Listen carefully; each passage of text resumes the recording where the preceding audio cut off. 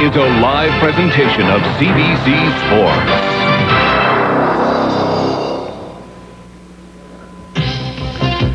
Winnipeg is Canada's centerpiece. Ironically, in this country, which produces 2/3 of all NHLers, the city at its very center harbors an enormous foreign hockey influence. 12 of the Jets' 18 skaters on average have been imports, 4 hailing from the Commonwealth of Independent States. Evgeny Davidoff and Alexei Zhamnov are among the top 10 rookie scorers. The number 1 rookie in scoring in the NHL comes from Finland, and he's a Jet. The Finnish Flash, 22-year-old Timo Solani, and also from Finland, Teppo Numminen. From Sweden, the roster boasts Thomas Steen, an all-time Jet leader in games played, and slick defender Fredrik Olsson. And U.S. foreign players include Eddie Olczyk, entering his 9th NHL season, although he's injured tonight. Blue Liners, Mike Lawler, and maybe the best American defender ever, Phil Housley, and an Olympic star, Keith Tkachuk, and that's just a sample. But now, these stars from the globe's 4 corners come under the scrutiny of Coach's Corner. Don Cherry is in Winnipeg this evening, and one of 2 telecasts we're featuring. The Montreal Canadiens visit the Winnipeg Jets. Our other clash features Norris combatants, the Leafs and the Hawks. They met Thursday at the stadium. Chicago won that game 4-3. Brian Marchment with the winner. Now it's the Blackhawks and the Maple Leafs set to reconvene at Maple Leaf Gardens. Nice pants, I got one of them. It's already December, and we're in Winnipeg, where the Montreal Canadiens make their lone visit this evening. After tonight, the Jets are through with the Canadiens and the Red Wings in their season series, so it's a hot ticket tonight. Welcome to Molson Hockey Night in Canada on CBC. I'm Don Cherry and Ron McLean, or he's Don Cherry, I'm Ron McLean. Everything's going to be clear here in a minute to me.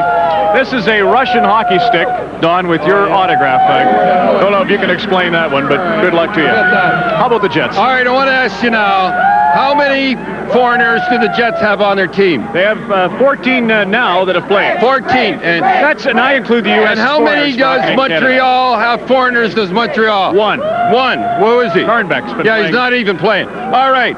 So what place is Winnipeg in? Winnipeg's 5th in the Smythe division. Thank you very much. And where's where's Montreal? They're first in the Adams division. Thank you very much. Now, Toronto, we're on the opening in Toronto. Toronto's the strangest team in the world.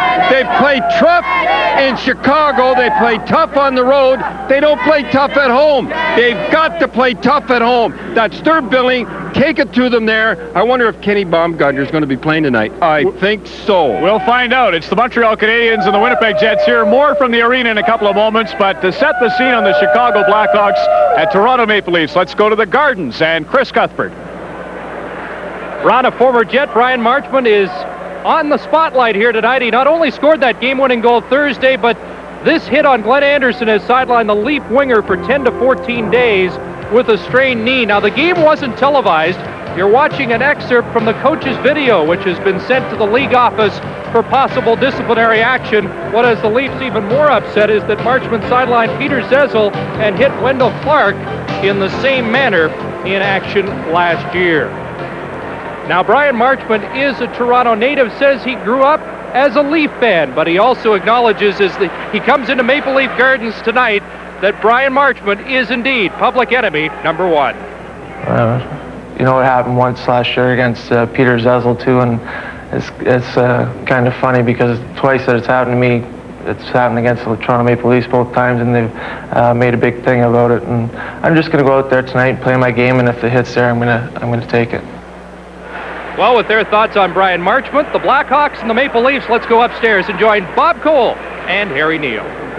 Well, Chris, I can tell you there's some bad feeling between these two teams. Now, Harry, oftentimes that happens when you're facing back-to-back games. And here's the second game. First one, of course, in Chicago on Thursday. There is a bad feeling. Well, especially when the first one was a rough affair with the check we saw Marchment throwing on Anderson. As Chris mentioned, he did the same thing to Zezel and Clark last year, and the big fight between Smith and Clark to open the game. So when here's Brian Marchment, he's the guy that did the damage, and he's the guy that will be the target for the Leafs. But the Leafs better look out for him. As a neutral zone hitter, there's not many in the league any better than him. Keep your eye on Marchment, number 2 in red. Okay, Ron, you can tell Grapes that he'd better keep one eye on this game if he can, because the word around this building today is going to be a tough one. Bob, I assure you, I don't have to tell Don that. He's been talking about it all day here in Winnipeg, too. And there you see the right knee of Ed Olczyk in a brace, of course, because of a sprained knee. How's it doing, Ed? Yeah, it's coming along nice. I think the way things have been going with the training staff and all the treatments and stuff, hopefully I'll be back in a couple of weeks. You played in a few of those rough Chicago-Toronto get-togethers. How about your Winnipeg Jets? We talked a lot about this foreign experiment with players from overseas. Where do you see the club going? Well, I think it's taken us time to adjust to one another, and I think the coaches have done an unbelievable job to be patient and all that. We got a good team. It's going to take a while to come together. You know, with the Russians, they haven't learned the language as well, but I think the guys have really gone out of their way and try to get together. And it's not an easy adjustment for anybody. And I know going over there and trying to play there, it'd be a really tough adjustment. But we're coming together. We feel we have a better team than we've played, and we feel the future is the brightest for the Winnipeg Jets. And two guys that can understand each other are both Saskatchewan natives. They're up in the broadcast booth. Don Whitman and Dick Urban. Don? Thank you, Ron. Hi, everybody. The last time these two teams met on October 24th, Andre Rasico was in goal. He won 2-1, so I guess it's no surprise, Dick, that he starts for the Canadiens tonight. Well, Don, he's been known at times, not very affectionately at times, as Red Light Rasico in Montreal, but that was in the past. And after losing his first start this year as the backup to Patrick Roy, he has won 5 in a row, so you can't fault him in his recent outings. And the Canadiens are in a stretch of 4 games and 6 nights, all on the road, so Patrick doesn't play tonight and Andre does. Vincent Damphousse has been on a bit of a tear lately, regaining some of the form he displayed last year with Edmonton. Yeah, his point-scoring binge, as it were, was stopped in Boston 2 nights ago, but he had 9 points his previous 3 games, and he's starting to do now what they wanted him to do, not just individually, but adding more to the offense, and you're noticing him a lot more. This may be a home game for the Winnipeg Jets, but you'll see a lot of Montreal Canadiens sweaters and a lot of cheering for Montreal. Ron? Don, as you know, 2 former Habs suit up for the New Jersey Devils each time out. The Devils were home to the Boston Bruins this afternoon, and the lone game completed so far today. This fella, Grigory Penteliev of the Soviet Union, former Soviet Union, was tremendous. Number 13 for the Bruins. An assist there on an Adam Oates goal. He scored 2 himself. Paced Boston to an easy victory over New Jersey. 10 games on the NHL slate today. We'll update all those 3 games. Phillies in Ottawa. The Bruins, as you know, won by 2. And Pittsburgh's up 1-0 against San Jose. Detroit's lost 3 in a row. Tampa's also been struggling, but have won lately, and they're tied 1-1 in the first intermission at Tampa. But after 40 minutes, Brian Lewis and Rick Vive. But up next this evening, 2 telecasts featuring 3 of the original 6 hockey teams. It should be a great battle at Maple Leaf Gardens in Toronto as Norris rivals the Chicago Blackhawks and Toronto Maple Leafs collide. That will be seen in Southern Ontario. So the rest of the nation will join us at Winnipeg for the Jets and the Canadiens on Molson Hockey Night in Canada.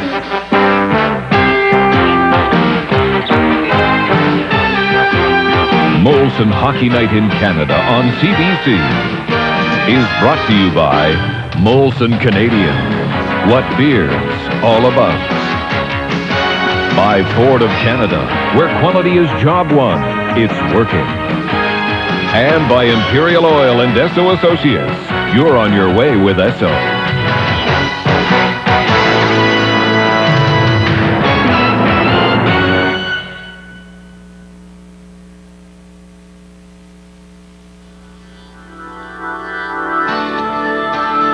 There are differing opinions on what it means to be Canadian.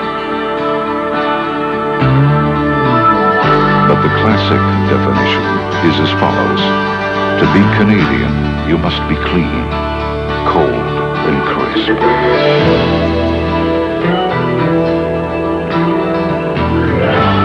Because this is what beer's all about. Hey, they're having fun here today with Sports Select. All right, who's up front? I said who? You said how? Hey, Gordy Howe, what do you think of Sports Select? It's like playing again. Hey, it's fun counting up those wins. Didn't count too many when you're a coach. You still might have a job. Who's in charge here? Ow. Blue knows a winner. Blue, hit the showers. You better have a talk with that pup. Get in the winner's circle. Make your Sports Select wager. Okay.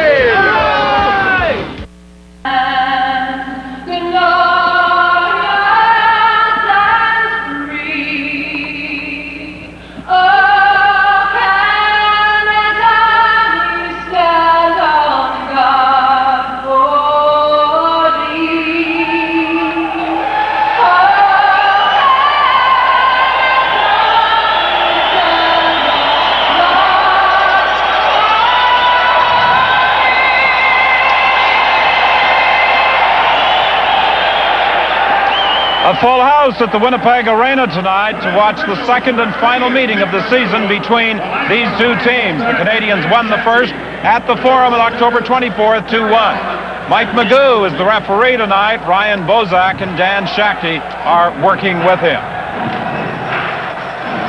Andre Racicot is in goal for the Montreal Canadiens. He lost his first game 8-2 to Buffalo, but has since won 5 in a row, including that 2-1 triumph over Winnipeg. Bob Essenza makes his 4th consecutive start in goal for the Winnipeg Jets. His most recent outing, a strong performance in a 3-3 tie Wednesday night against the Calgary Flames. Randy Carlyle dumps it in. Back after it is Matthew Schneider. The Canadiens have made a number of lineup changes tonight from the team that lost to the Boston Bruins on Thursday. Damphus trying to work around Housley, couldn't get a stick on it. The puck goes loose in the corner. Centering attempt.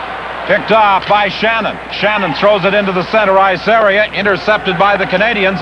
They shoot it back in. Shannon has not scored for quite a while for the Winnipeg Jets. As a matter of fact, the last time he was able to score, he had a pair against the Los Angeles Kings on the 23rd of October. He works down the left side, dumps it in, and goes to the bench as the Winnipeg Jets make a change. Desjardins moves it ahead to Holler, celebrating a birthday today, his 22nd. Eagles intercepts at center ice to Zamnoff. Zamnoff into the slot area, getting set. Lets the shot go off a leg. He gets it again. Zamnoff is checked as he's tied up by Savard, and the Canadiens bring it out to center. Holler, the native of Trochu, Alberta, takes a shot that is kicked to the corner by Essenza. The Jets bring it up to center ice, up down the wing. Davidoff going after it. Davidoff going for the net. He scores!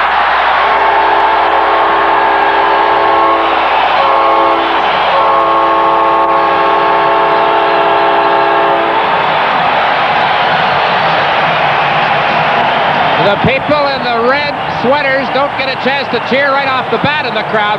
Speed by Davidoff. Boy, he can dance. And the puck was chipped along the boards by Eagle. Cuts in sharply from the left side. And Racicot, as he often does, drops to his knees. But the puck's in the net before he finishes the drop. And the Jets have a quick 1-0 lead after 1:22. Boy, I'll tell you, this is a game of speed, Don. You can't substitute for that particular aspect of a player's skills. And he's got it.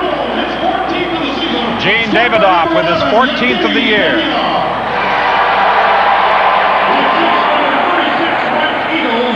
And number 35, Bob Essenza. Eagles and Essenza draw the assists on the goal. For Essenza, that's his 3rd assist of the year.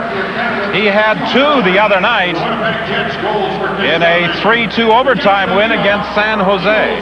Well, the Montreal Canadiens are into the toughest part of their schedule right now, and indeed it's working out that way. As we take a look at the defense pairings here, Randy Carlyle hanging in, Dob. Boy, he's been an important player for this team, and the forwards for Winnipeg. And looking at the scratches, they've got a lot of injuries. Some key players out of the lineup. John Druce, acquired in a trade with Washington for Pat Elnick. Defenseman Mike Lawler. And forward Ed Olczyk, a man they were counting on for 30 to 40 goals this year. Kept in, Tkachuk getting set, shoots. Racicot the save as Murray was looking for a rebound, but it never materialized. Montreal couldn't get the puck past Frederick Olofsson, who was at the left point on the blue line, and that was a good stop by Racicot because the shot came in, and I would have to think it was partially screened. Here you see the Canadiens defense pairing. Sean Hill, who's been rumored to be going to Edmonton for Kevin Lowe, is getting a start tonight, only his 3rd game of the season. Patrick Kjellberg is playing, the Swedish player for the Canadiens, and J.J. Daigneault, if you notice in the bottom left, is going to play as a forward. Brian Scruden and Benoit Brunet are long-standing injuries. Talk about Bellows in a moment. Dick, you talked about a possible trade with Edmonton. Is there a team or a player who hasn't been rumored going to Edmonton for either Joe Murphy or Kevin Lowe? Zamnoff gives it to Housley. Housley puts on the brakes, flips it in front of the net, and it just got beyond the reach of Scott Levens. Carbonneau shoots it in. Essenza plays it off the end boards, and he has to hold on with Todd Ewan driving for the net. Well, Jacques Demers hasn't done all that much in the way of line-up juggling this year, but tonight he has. Of course, Brian Bellows being out, has necessitated that. But with J.J. Daniel playing as a forward, there's a switch for sure. And the decision, of course, another major lineup decision he has made is to keep Patrick Roy on the sidelines. But he'll be playing tomorrow night in Chicago, and needless to say, Tuesday night against the LA Kings. Of the game that will be played down in, we hope, sunny Phoenix, Arizona. And I'm sure that some of the players, if they have an off day, which I understand they will have, will be looking to head to the golf course. Well, can you do and that? You'll be with them. Can you do that down there? Phil Housley behind his own net is checked. LeBeau trying to get it away from him. It comes loose along the boards. Timo Solani gets to center ice. He's knocked down by Dom Foos. Puck is flipped back in by Holler, and he took a hit from Phil Housley. Now it's Dom Foos trying to move it out front. Keane back to the point. Holler with a shot, saved by Essenza. LeBeau tried to get it off the boards for a Holler. It was intercepted by Solani and dumped down the ice. Desjardins wheels and gets it ahead to Keane. Keane lost it to Solani. Solani cutting in. He shoots, scores!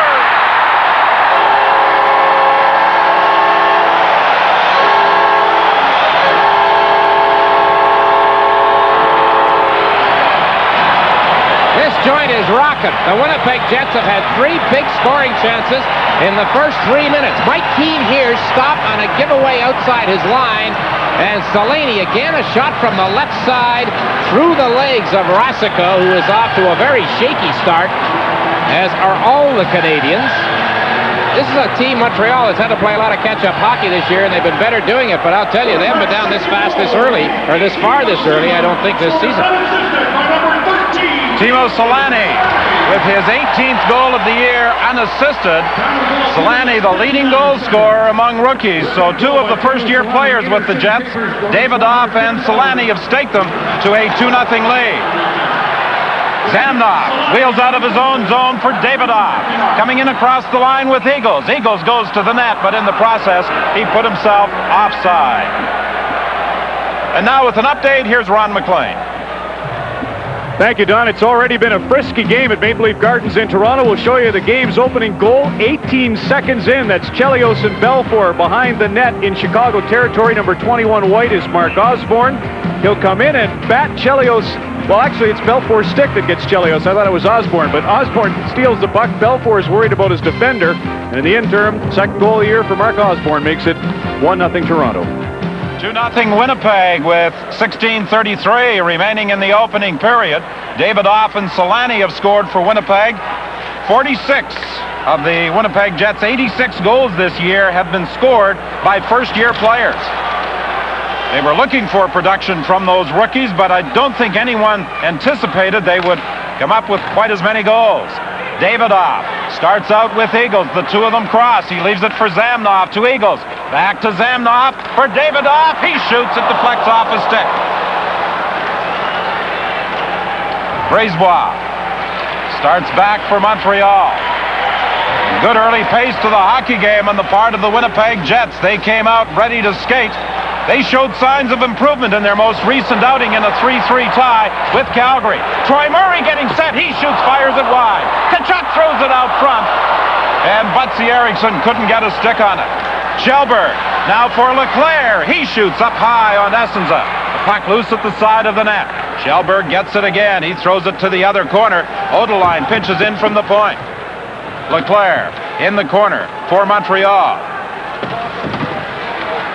Kjellberg gets away from Kennedy out front for LeBeau. He couldn't get a shot away. And finally, Kennedy clears the zone with 15-12 remaining in the first period. Winnipeg leading 2-0. Kjellberg getting set. His shot is blocked by Kennedy. And Tkachuk heads the other way for Winnipeg. He shoots it in as the Jets make a change. Matthew Schneider goes back after it. This is game 2 of a 4-game road trip for Montreal. They moved from here to Chicago and then on to Phoenix.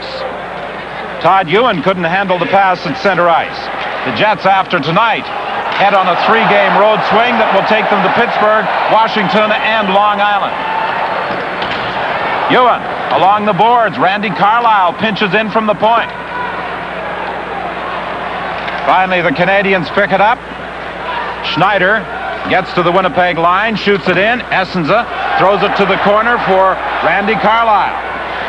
He tried to feed it to Levens. It was broken up by the Canadiens, and Matthew Schneider starts back for Montreal. He gives it to Carbonneau. Carbonneau runs into some traffic, but manages to dump it in. Carbonneau along the boards is bumped again by Carlyle. Carlyle and Carbonneau continue their battle. It comes loose for Daigneault. His shot blocked by Essenza, and Zamnoff starts away with Levens. A back pass for Levens. Levens with a long shot. Rasico throws it off to Desjardins, who banks it off the glass and out. Zamnoff quickly brings it back the other way. And we've got a mix-up in the neutral zone involving Levens and Carbonneau, resulting in a stoppage of play and the first penalties of the hockey game, with 13:40 remaining in the opening period. You're about to see a side of the best-selling compact pickup in Canada you never expected. A striking, more aerodynamic shape. A smoother, more controlled ride. Not to mention improved handling and 4x4 traction. Ford Trucks, the best never rest. Introducing the all-new 1993 Ranger 4x4. Go ahead, get a grip. At your Ford and Mercury dealers. Hold that tiger, hold that tiger, hold that tiger, hold that tiger. Yes, the Esso Tiger's back. Back to remind you that our long-standing commitment to service still holds true today. Whether it's full serve or self-serve, we'll do our best to get you on your way as fast as we can. At Esso, giving you good service is how we earn our stripes. You're on your way. One penalty call on that mix-up. Sergei Boutin of the Jets off. First penalty call of the game, 6:20. He got mixed up. There was a line change, it looked like, over on the far side. And as a result of whatever it was that happened, Carbonneau got in on the act as well. The Canadiens get the first power play chance of the night, and they need some help right about now. Sergei Boutin, a #1 draft choice of the Winnipeg Jets this year. He played on the CIS gold medal winning team in France at the Olympic Games. LeBeau brings it out for Kirk Muller. Back to LeBeau. LeBeau puts on the brakes, tried to feed it to the point. He was checked by Troy Murray, and the Jets clear the zone. Well, Don, when the Canadiens played the Jets in Montreal, Winnipeg was on a road trip at the end of it. They were weary. They had some injuries. The pace that the Jets have started this game with, no comparison to the game they played in Montreal. Well, John Paddock, the coach, felt it would take some time before the right chemistry developed with this hockey team, and slowly but surely, they appear to be making some progress. And they look to the veterans, such as Troy Murray, to provide much of the leadership, and the captain of the team does a fine job on the penalty-killing unit, dumping it down the ice before going off in a change.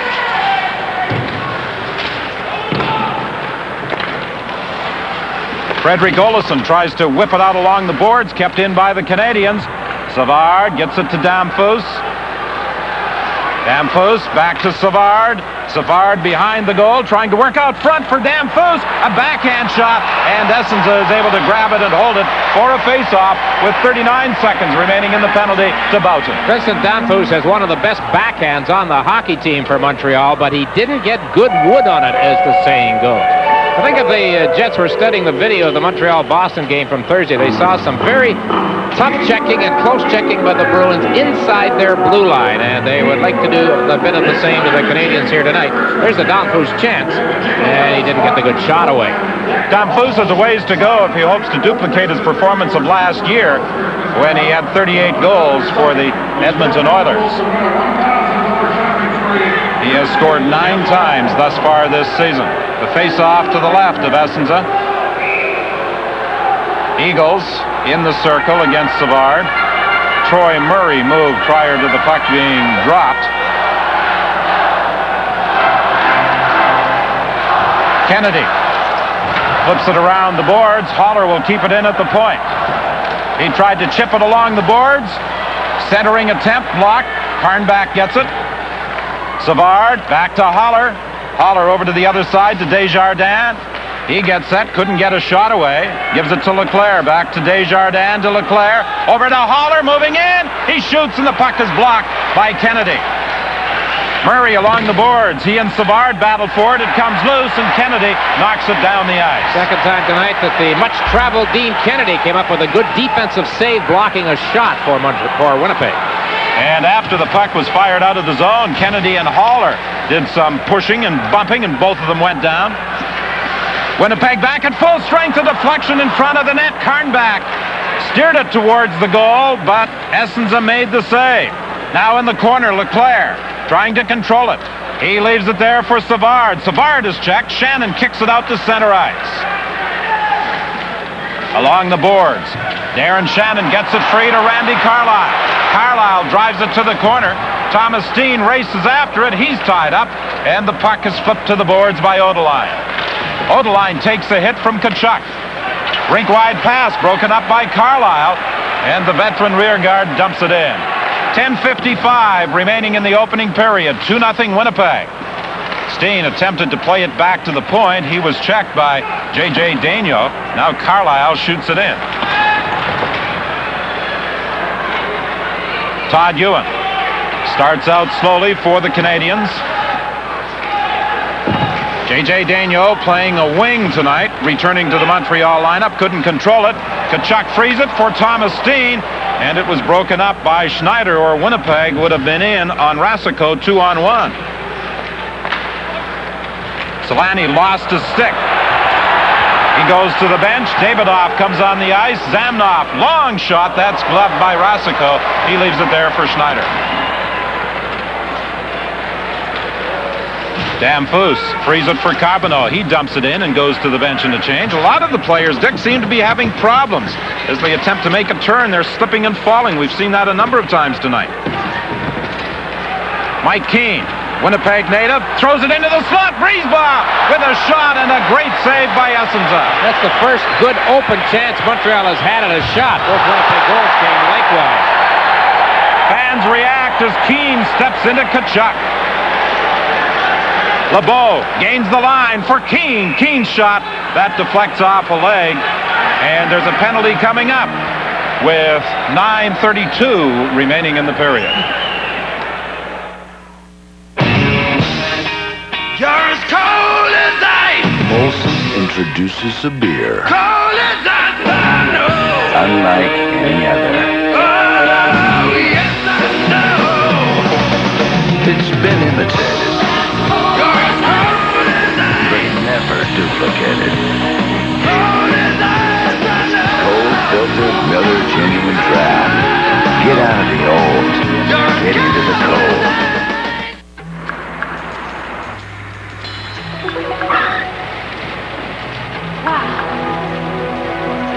Can we afford to? Can we afford not to? One night. They will take Visa there, won't they? Of course. And how will you be paying, sir? Visa. Accepted in twice as many places as American Express. Visa. It's the only card you need. A lot of noise here in Winnipeg. Stefan LeBeau of the Canadiens gets caught high-sticking the call at 10:28. And the Jets get their first power play chance. Here's Tkachuk as he comes head-to-head. Actually, they were practicing the high jump, both of them, along with Winnipeg native Mike Keane, who's having a fine year. I'd like to have that second goal back, however. But here we go now with Winnipeg on the power play. Winnipeg's power play ranks 10th in the NHL. 21.7% is their proficiency rating with the man advantage. Having a few problems on their first power play try tonight. They got to the line, but didn't seem as though the two defensemen were certain as to who was going to try and fire it in. Olesen now gets it for Steen and across the line. Steen looks to the point for Housley. Housley gets set. His shot is just wide. Desjardins checked by Solani. Back to the point for Housley. Housley for Solani, redirects it, and Rasico reacted to it. Olesen gets set. Gives it to Troy Murray. Solani in front of the net. Murray back to Olsen. There's his shot off a stick high up into the crowd. Once Winnipeg gained the Canadian zone, they threw it around very well, and Rasico, as Don pointed out, made a good stop on the reaction to the attempted tip-in off the edge of the crease. Busy day and night around the NHL. You've seen the Leafs take the lead over the Blackhawks. The Blues are one up in Edmonton, and the North Stars have a one-goal lead over the Nordiques at the Colisée. Philadelphia and Ottawa, 1-0 Flyers. The Bruins beat the Devils 4-2. The Penguins off and skating against the Sharks 3-0 there.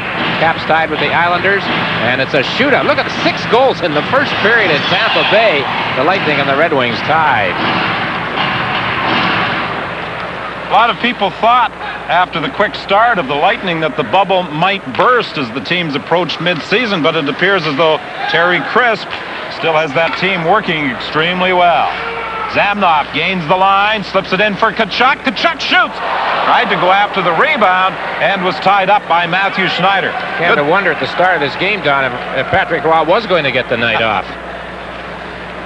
Rasico looked a little shaky on the first 2 goals, but he has come up with a couple of big saves since then. Zamnoff drops it off for Tkachuk. Back to Zamnoff. Zamnoff checked behind the net. Odeline couldn't get it out. Tkachuk flips it back to the point to Housley.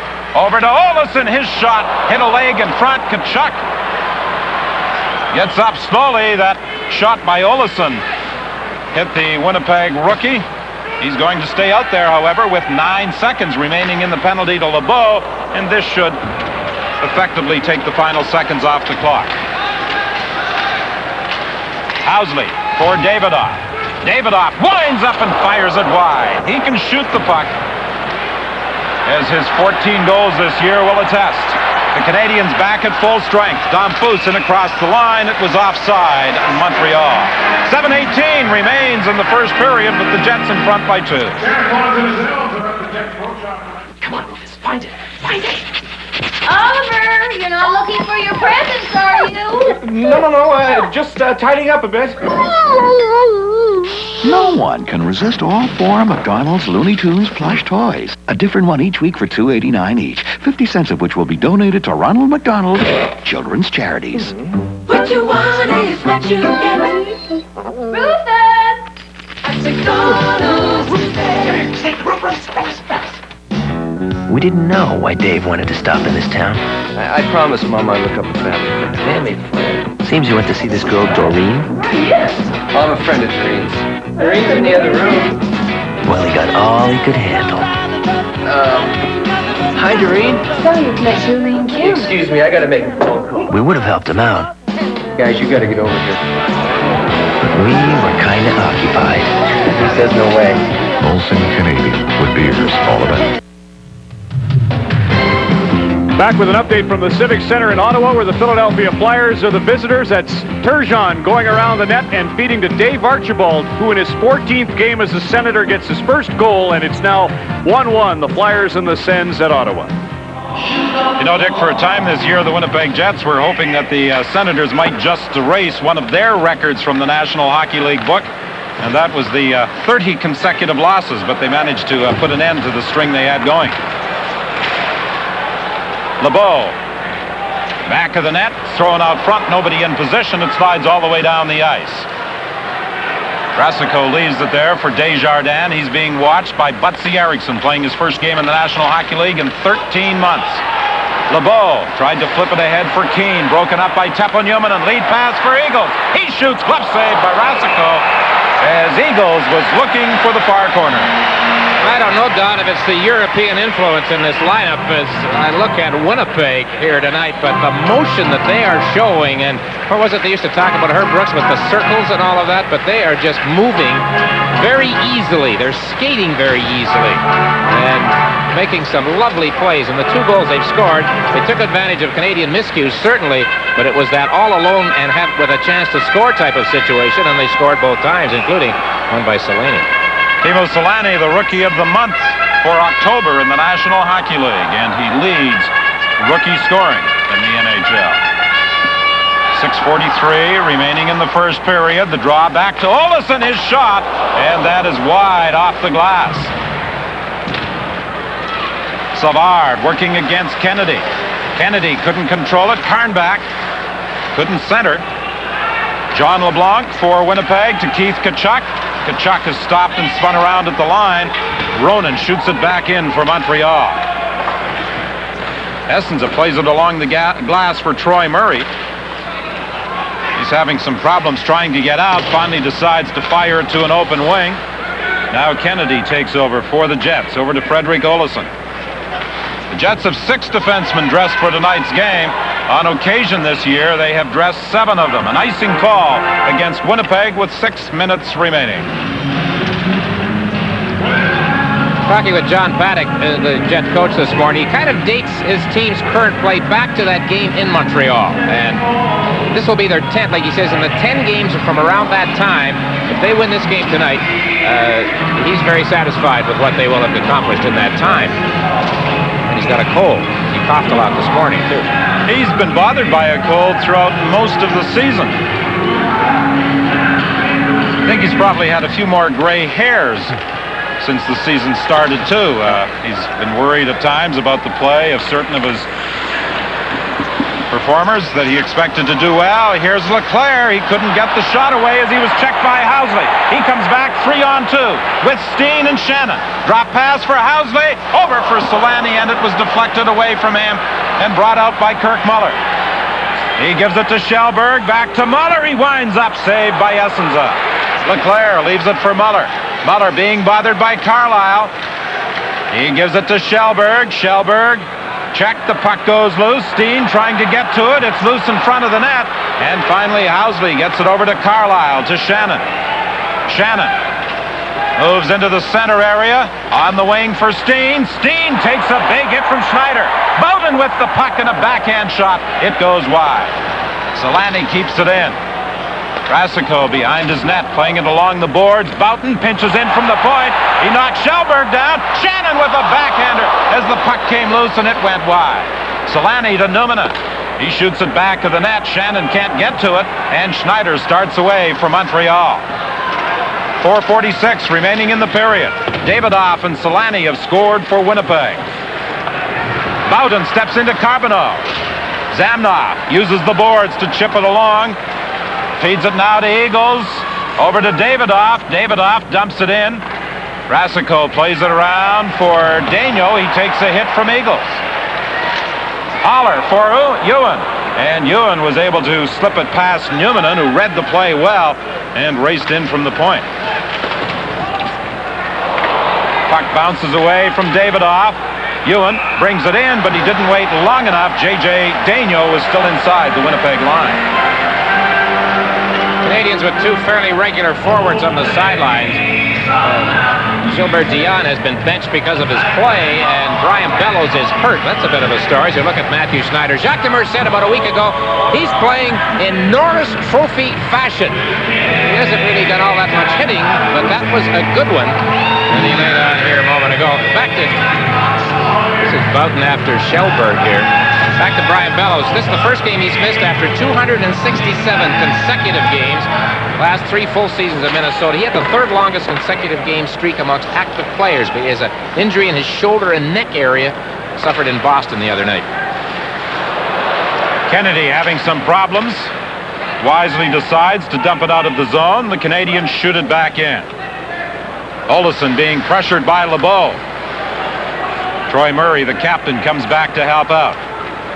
On the wing for Tkachuk. Tkachuk trying to get past Desjardins. The Canadian defenseman rides him off to the boards. Troy Murray takes it back to the net. Out front, Eriksson couldn't get a shot away. He was tied up. And Keane has the puck for Montreal. For Desjardins. He flips it over to Haller. Haller off the boards to the corner, racing after it. Kennedy and LeBeau. LeBeau comes up with it. LeBeau throws it out front. A shot from a sharp angle by Keane goes wide. Another shot from the point by Hill. That's blocked by Essenza.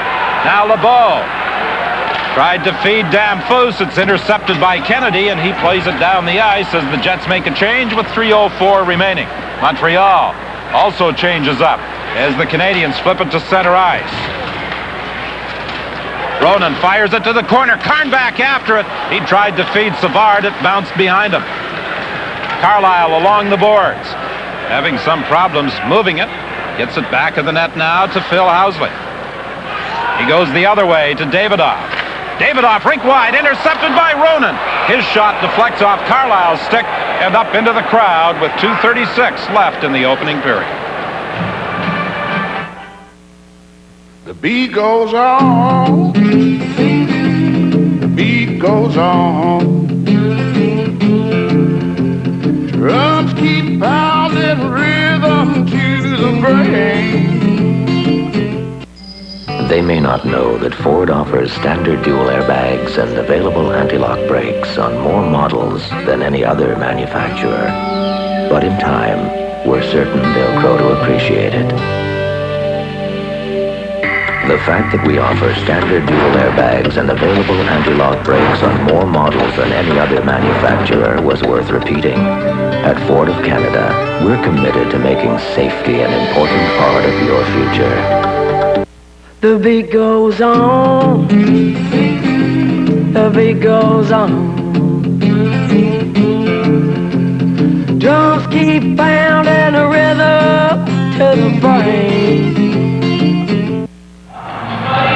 My colleague, Mr. Irvin, obviously had some premonition that something might happen tonight with Kevin Lowe. You mentioned his name in a possible Montreal trade earlier. What has happened? Well, he has been traded to the New York Rangers for future considerations contingent on the Rangers signing him. So Kevin Lowe's time on the sidelines may be over. He won't, however, be reporting to the Montreal Canadiens. Many people believe that he will be a big plus for the New York Rangers inasmuch as he and Mark Messier are close personal friends, and he will be a stabilizing factor for Messier, as though he really requires any stabilizing. Carnback gets it to Ronan. He tried to slide it back to Carnback, and it was intercepted by Davidoff. Eagles runs into Carnback. Two of them continue to battle along the boards. Ronan finally gets it free. Boughton has it in his own zone. He plays it to an open wing. Hill gets to center ice, is checked. The puck bounces high. Now Boughton with 1:52 remaining in the period. Misses Zamnoff with a pass. Back comes Kjellberg. Kjellberg in the corner trying to get away from Numminen. It goes back to the net for Muller. Leclerc is also there. Kjellberg comes up with it for Muller. Muller is tied up by Zamnoff. Leclerc trying to get in position for a shot. He does and fires it wide. Solani in his own zone. Flips it out to center ice. Takes a hit along the boards as Odeline brings it back in.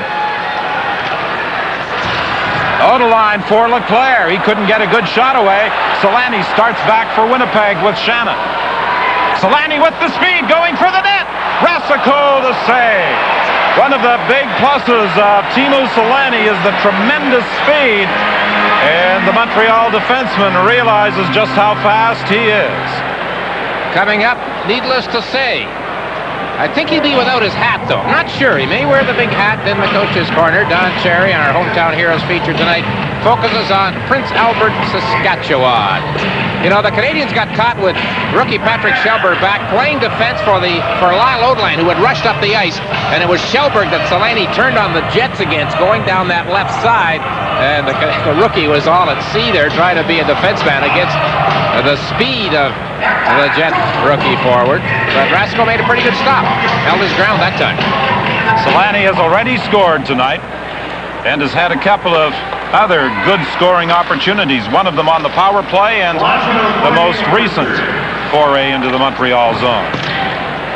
We're into the final minute of the period. Housley circles to get away from a check. Throws it up the middle for Solani. He shoots. It's high off the end glass. Steen takes a hit. He was sent flying. The puck comes to Odeline. He moves it out to center ice, and Carlisle shoots it right back in. Steen has been on the receiving end of a couple of solid hits tonight by the Canadiens. Carbonneau and Housley battle in the corner. 20 seconds remaining in the period. Todd Ewan is in there as well. Finally, Ewan gets it. Ewan flips it behind the goal. J.J. Daigneault can't go anywhere with it. Carbonneau has it now. 5 seconds remaining in the period. Ewan and Carlisle tie each other up along the boards as the horn sounds to end the first period here at the Winnipeg Arena. Some pushing and shoving in the corner, but nothing serious is going to develop. Don Cherry with some interesting thoughts coming up on Coach's Corner. I'm sure you'll enjoy tonight's edition. You think the Domi Probert fight might be discussed? You'll find out. The score at the end of the first period, Winnipeg 2, Montreal nothing.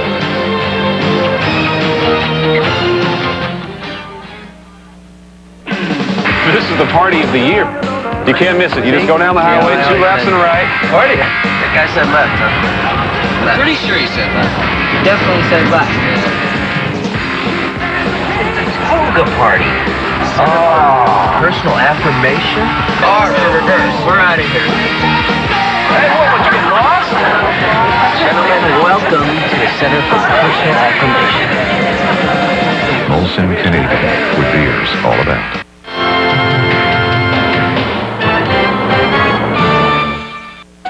Grandpa, you always go to Esso. Always have. But I know why. Well, they're nice folks. Service is always good. But did you ever see a tiger? I'm too old to see tigers. Too old? When you get bigger, you don't see tigers anymore. Did you see a tiger? I'm too big to see tigers. Me too. At Esso, giving you good service is how we earn our stripes. You're on your way with Esso. You're about to see a side of the best-selling compact pickup in Canada you never expected. A striking, more aerodynamic shape. A smoother, more controlled ride. Not to mention improved handling and 4x4 traction. Ford trucks, the best never rest. Introducing the all-new 1993 Ranger 4x4. Go ahead, get a grip. At your Ford and Mercury dealers.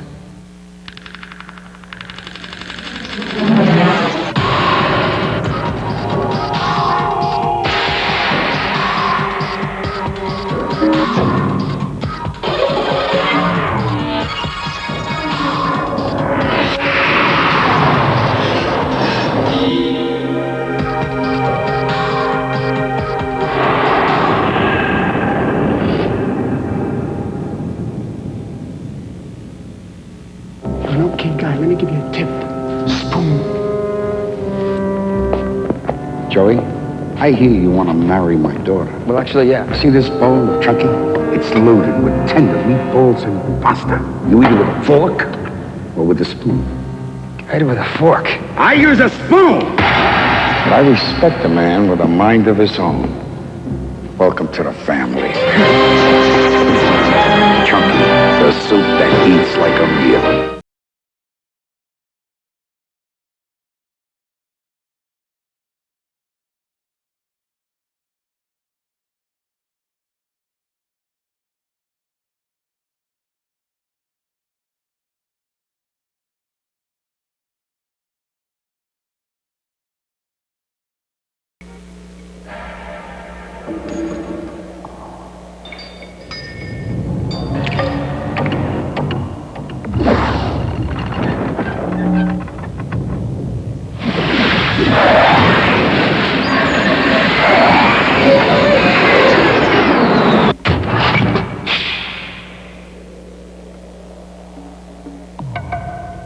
Rocket fuel.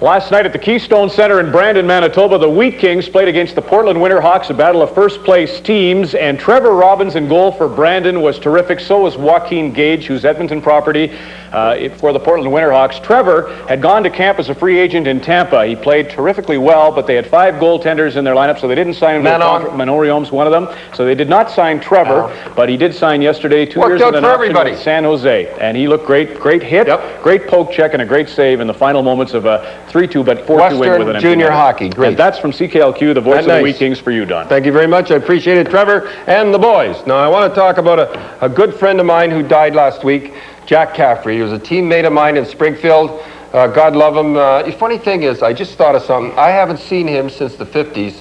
and I think of him as about 23 years old. I mean, he was a great guy. He could have pitched for Milwaukee. He was such an athlete, and he was the very first guy. You kids will be. I think it's something. He was. You know how most of you have the backhand. A lot of you do the backhand. Your coaches say not do your hand in the shot. Okay, you have the backhand like that, and you're supposed to be like that. Okay, now what happens is you don't have any power this way. He thought this way, and Punch Imlach was our coach. He says, "Yeah, but you know where it's going."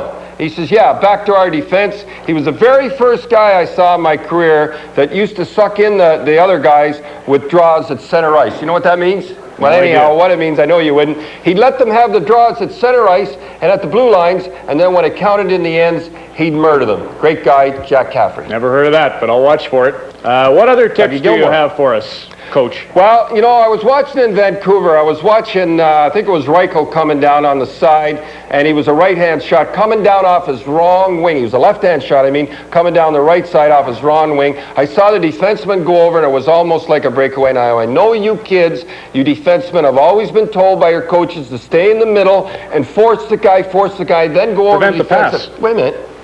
I think that's the biggest thing. Just a minute. Come down the middle, and as it's coming across, you take the guy. So the guy, as the goalie comes out, he takes the shooter. He doesn't look like a dummy when you pass it over, right? You've always been taught that. Now, except when they're on the wrong wing, like Reichel. Now, watch this coming out.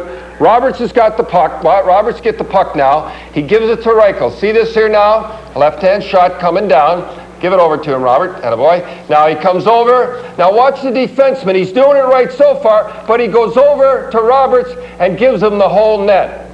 Can't do that. Now the next one is even better. It's Carson coming out, Jimmy Carson, with my buddy from Sarnia, Ontario, Dino Cicerelli.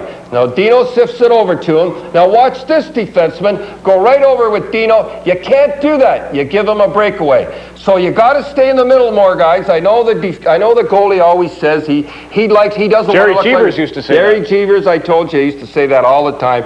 But you can't let him have a breakaway. A little tip from Coach's Corner. That's all very nice. Thank you. Now, you know, in Brandon last night, in Brantford Thursday night, everybody says a lot of hype about this Ty Domi. They're all talking about the fight against Bob Probert. Ty shouldn't have advertised it the way he did, though. Do you agree with that? Yeah, I agree with that. I absolutely, you can't do that, especially with Gil Stein and things like that. I just thought of one in Quebec. I had a great fight with Rosaire Paymont. You remember Wilf's brother? And he said Sunday, I did it Sunday, and he says, wait till I get him Tuesday, because we used to play 2 games up there. You know, you couldn't get a ticket in the place. Anyhow, I had to find him, though, then. I don't think you can find him now. I don't want to get into it, but Ty knows he shouldn't have done it and everything like that. But Bob Page, the guy with Madison Square Garden, the head guy up there, said, it's the most exciting, whether you like fighting or you don't like fighting, it was the most exciting thing that's been in New York this year. And I believe, and by the way, can I ask the question, what's Gil Stein doing over in London when he knows this is coming up? He'd already sent a letter. Jim Gregory's there. Yeah, but Gil Stein is the guy that's going to do the fighting. He should have been there. What is it with London? John Ziegler was the same guy. That's right. I mean, what is he over there? I think he's over there. I think he was over there with his English friends to learn cricket rules to put him in hockey. I don't understand it. I just don't understand it. Another thing, Gil Stein was the legal counsel for the Broad Street Bullies. And I used to go up and he'd be representing them when I'd have my guys at the suspensions. And he used to say back then that the fighting was okay. How can a guy change? I'll tell you one thing. Do you think Stein will get the job? No. And I'll tell you one thing right now. You better watch out. 13 out of 22 teams are losing money. And it's a recession last year like it is now. We better get some excitement back into these games. We're out of time. Who won the fight? Your fan wants to know. All right, the fans want to know who won the fight. The thing is, as I said, he shouldn't have promoted the fight. Ty won the first fight, cut Bobby. Bobby won the second fight. Sorry, Ty. And we got a rematch coming. And the president in England isn't Don Cherry's Stein a tea. In this installment of the Coach's Corner on Molson Hockey Night in Canada on CBC.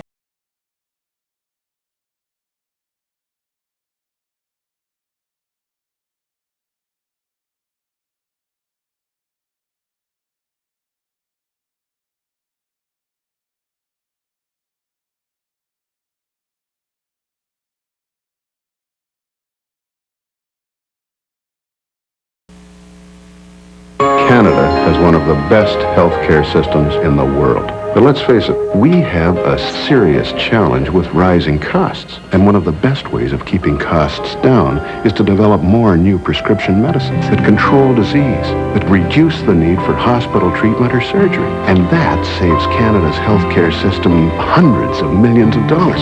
Prescription medicines save money, as well as lives. Canada's brand name pharmaceutical companies, bringing research to life. From the spectacular parade of trees to the fabulous shopping, Buying this for your mother? West Edmonton Mall is the place to be this Christmas. Well, at least most of the list is done. Look, Dad! Enjoy listening to the joyous sounds of the Choral Spectacular each and every evening as you shop, or the daily excitement of the Toys on Ice. If this isn't enough, this Christmas, West Edmonton Mall shoppers will receive 50% off coupons for the World Water Park and Fantasyland. 50% off. There's something for everyone at West Edmonton Mall. Many years ago, a group of Franciscan monks settled in a fertile, sun-drenched California valley. Here they applied their age-old skills and dedication to craft to create a most exquisite wine. Today's Franciscan California Chablis owes much to these humble beginnings. Full-bodied, exquisitely dry, and well worth discovering today. Franciscan California Chablis. California winemaking at its finest. It's Friday night with Ralph Belmondo. Belmondo? Friday night with Ralph Bellamy. Just a minute. Has he seen a guest list? Does he know who's on? Fred Pierogi. Couldn't we get Marty Short to do this? Friday night with Ralph Benmergui.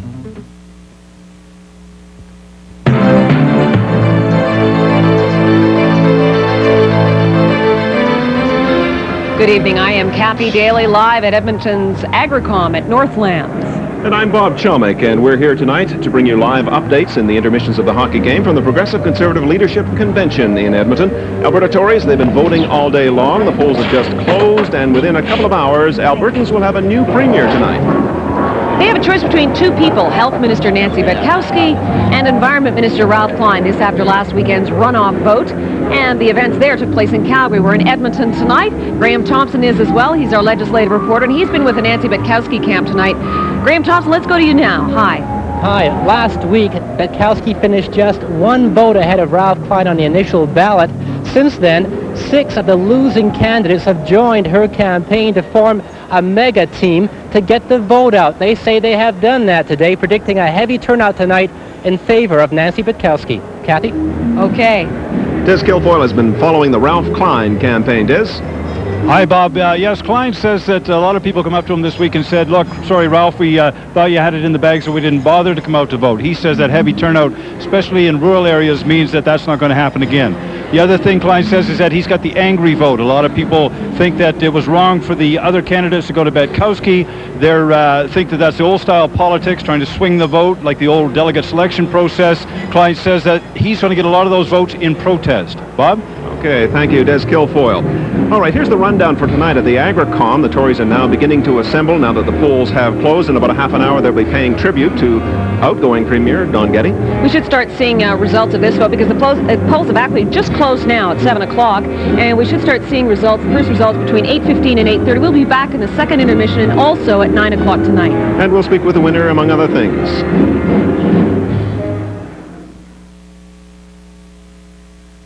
Right now, Kosh Lincoln Mercury has one of the best selections of aerosports in Edmonton. It's a minivan, seats 7 passengers, and we call it the troop transport. They had everything. They had the basic ones there, and then the one I got is pretty well loaded to the T. I think they're friendly, helpful, reliable, and you can count on them for quality service. Aerosports, only $16,995. Another way we're keeping our customers happy.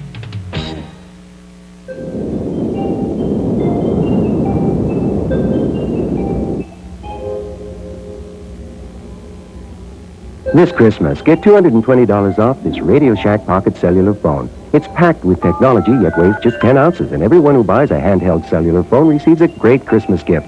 A $100 certificate you can use to pay your cellular phone bill. When a gift is this good, it's hard to keep it a secret. Radio Shack. Gotta get it for under the tree.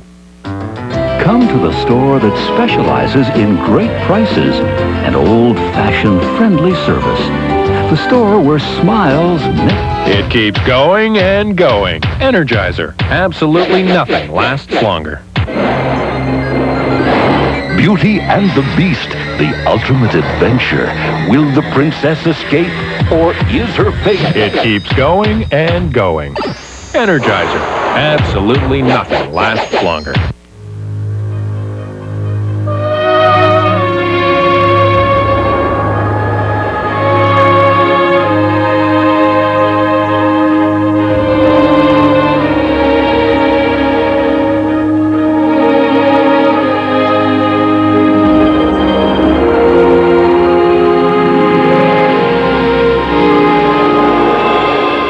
Escape. Calvin Klein. At Woodward's. Bonjour. Vous avez eu de la chance de trouver de la place? Je ne parle pas très bien français. Et que désire mademoiselle? Le piano? Ah, le piano. Mademoiselle, you do speak French? Le piano. Dry without edge.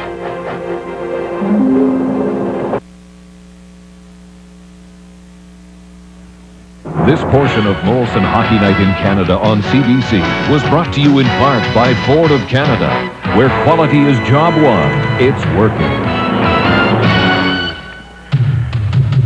Back live at the Winnipeg Arena where the Jets lead 2-0 at the end of a period. Who's that in the stands? I'm used to working with that stiff on Coach's Corner, and there's a fan who doesn't look anything like me, and he's working with Don. Isn't that creative? Got the thumb going and everything. Don Cherry is a Habs fan. Well, all he said about the European factor here in Winnipeg, I guess it makes a little sense. They're having fun, and the Canadiens lone visit the arena here. At Toronto, they're having a bit of fun, too. That's Doug Gilmour on Steve Smith as they continue on. Smith and Wendell went at it Thursday night in Chicago. Here's 93 now involved along the boards, and right after this with Chelios, Osborne comes in with a late hit.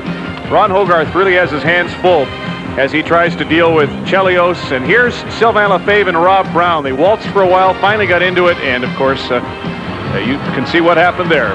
And in that game, it's still 1-0 Toronto. Don Whitman and Dick Irvin were set for the second. Thank you, Ron. Two gentlemen not really known for their fistic ability, but that was a pretty good scrap with Lefebvre and Rob Brown, with Lefebvre winning by a knockout. Winnipeg leading 2-0. Here's a chance for Solani, and he fires it high and wide. Back of the net. Odeline flips it up along the boards and out. Steen is there to intercept. He gets it back to Solani, but he took it with Shannon still in across the line, offside. Well, we saw what was happening at the Gardens. Ron, how about bringing us up to date on other scores? Well, Don, I can tell you that number 13, Solani here, his counterpart is 13 in Quebec, and Matt Sundin has just scored a goal. Osborne, as I told you, is leading Chicago 1-0. That's in the first intermission now at Maple Leaf Gardens. The Blues have won only 1 of 11 on the road, but have a 2-0 cushion at the Northlands Coliseum in Edmonton. Kovalenko scores for Quebec, and Sundin has just added a goal. I believe it was Sundin that got it, so make it 2-2 at Le Colisée, the Stars and the Nords. Philadelphia deadlocked with Ottawa in the second period at 1. And for Sundin, that's a consecutive streak now of 27 games with at least 1 point. Face off to the left of Bob Essenza. Although Montreal in lifetime games against Winnipeg has a 27-9-5 record, it's been a while, Dick, since they last won here at the Winnipeg Arena. You have to go back to 1988 for that triumph. Desjardins forced back into his own zone, moves it ahead for Muller. He'll drive it in. Shelberg tried to pick it up off the boards. It comes loose for Muller, and he fires it wide. Desjardins pinches in from the point. A centering attempt goes off a skate. Muller working in the corner with LeBlanc. Leclerc out front. Nobody in position. And Troy Murray banks it off the boards and down the ice. Rasico leaves it there for Desjardins. To Leclerc. Into the center ice area, intercepted by Davidoff. Davidoff has a 7-game point streak alive. Pass by Boughton, intercepted by Savard for Leclerc. Leclerc gets set, saved by Essenza. As Ronan was poking away, but no rebound developed. Ron, how about another update? Thank you, Don. We'll show you the goal by Mats Sundin that, as you say, extends his point-scoring streak to 28 games, 5th longest in NHL history. There would be the shot by Kovalenko, and there pouncing on the rebound is Sundin. Dave Gagne had actually made it 3-1, so the score now at Quebec City is 3-2. And here's his chance for John LeClaire. Essenza makes the glove grab, but that came about as a result of a giveaway. Winnipeg had a few of them as the first period came to an end. Savard circling around Boughton. Backhand shot, knocked down. It comes to the line for Davidoff. Davidoff plays it back to Numminen. He shoots it in off Eagles. Rasico whips it around the boards, and it's chipped down the ice by the Canadiens.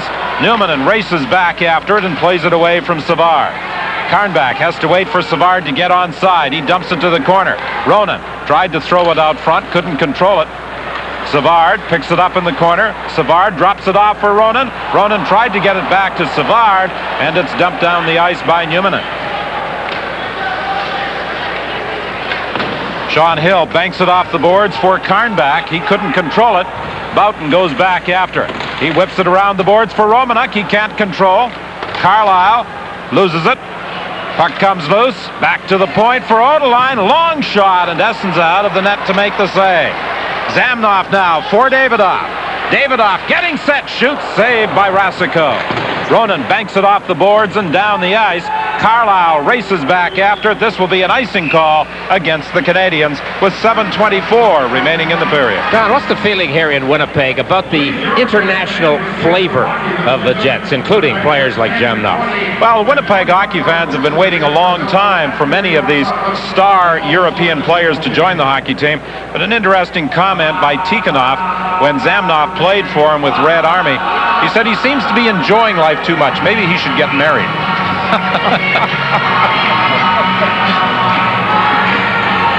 I'll just leave that one for We got a few laughs out of that comment last year at the Olympic Games. Carbonneau moves it ahead to Daigneault. Daigneault flips it in on the wing for Todd Ewan.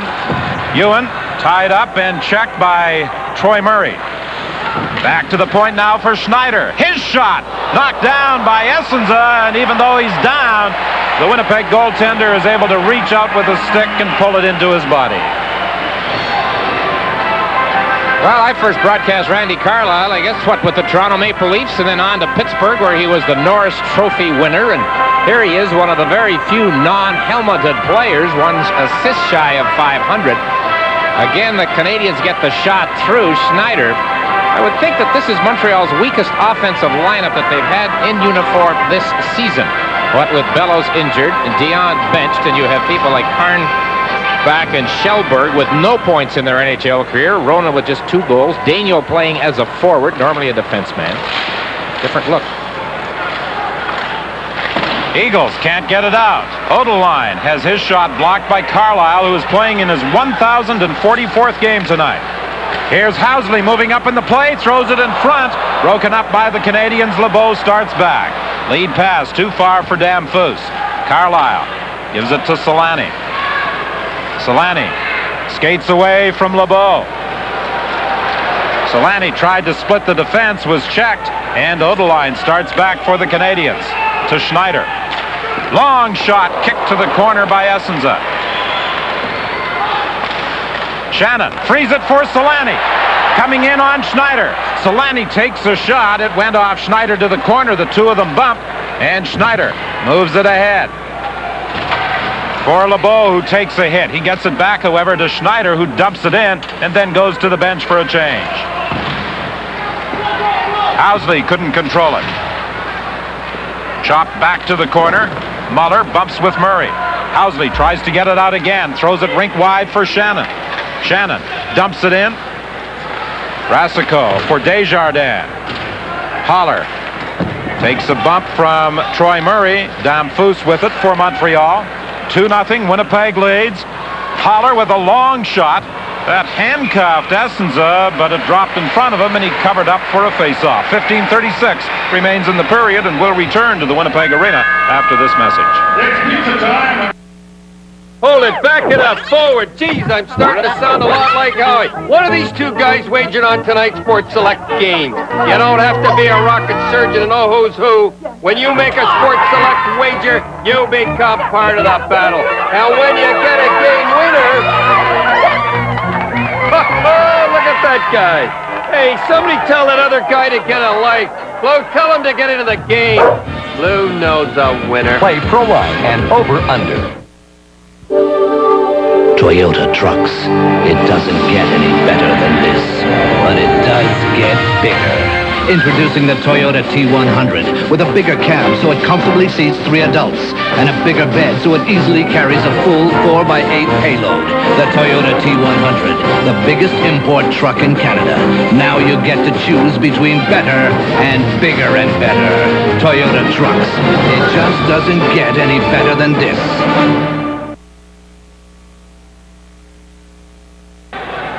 Buttsy Erickson tonight is playing his first NHL game in 13 months. After 10 games last year, he developed an abdominal problem that kept him out of the lineup until just before the playoffs. He began working out in anticipation of returning for the playoffs, but re-injured the abdominal muscle and had to undergo further treatment and surgery this summer and is now just back in the Winnipeg lineup. Prior to rejoining the Jets, he played a couple of games with their American Hockey League affiliate in Moncton, where he had a goal and an assist. It's offside Winnipeg as it's picked up inside the line, and now Keith Tkachuk is involved. Kennedy gets involved. The initial jostle started involving Tkachuk and Muller, and very quickly Dean Kennedy jumped into the fray. They must have watched the tape of the Toronto game. If we're going to have anything break out here, when Sylvain Lefebvre played, of course, for the Canadiens, when he flattened Brown, the two most surprised guys in Maple Leaf Gardens were Brown and Lefebvre, I would think. Tkachuk took a run at the rookie Schellberg along the boards. That's when Kirk Muller arrived on the scene, and others joined in.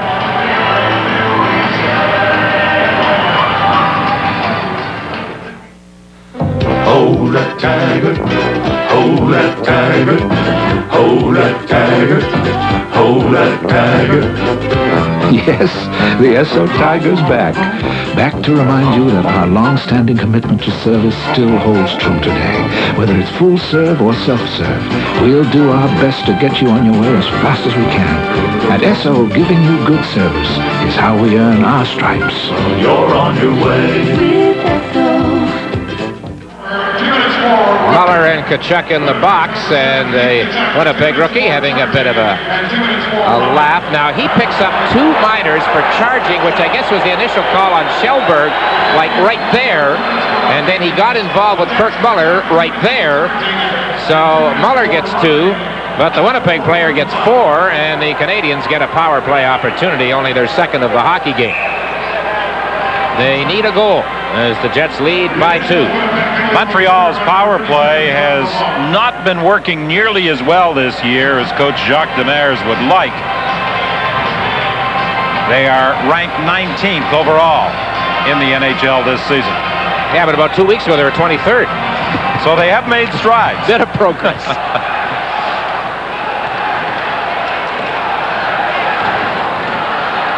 Shannon is out there with Murray killing the penalty for Winnipeg. He watches Matthew Schneider take it back of his own net. Takes it from him. That's a shot go, and a weak one that is steered to the corner easily by Rasico. Savard gets to the line. Tried to spin around, but it was offside. You know, Canadiens are like a lot of teams, it seems, that the biggest problem on a power play is to get inside the other team's blue line. Once they do and set up, then they can make some things happen. And in recent games, they've had a few more power play goals because they've been able to move the puck around. I mentioned on the first Winnipeg goal tonight that Rasico was dropping to his knees. Now take a look here again. The shot comes in, and it's that butterfly style that so many goaltenders like to use now. And in Montreal, people look at him, and there's a lot of talk about how he drops to his knees maybe a little bit too much. But of course, everybody's an expert sitting away from the goal crease.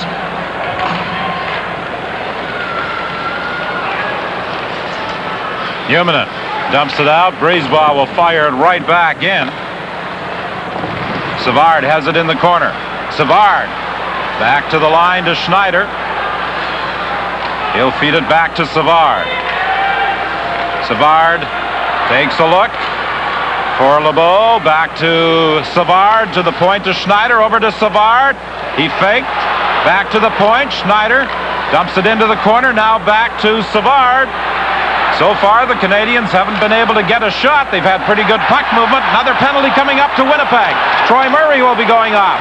Schneider walks in. His shot deflects over the glass and out of play. But for 51 seconds, the Canadiens are going to enjoy a two-man advantage. Troy Murray, the Winnipeg captain, clobbered his former Chicago Blackhawk teammate, Denny Savard, from behind. Savard was the wheelman here. He was playing the puck a lot, but the puck went along the boards, and there you see it.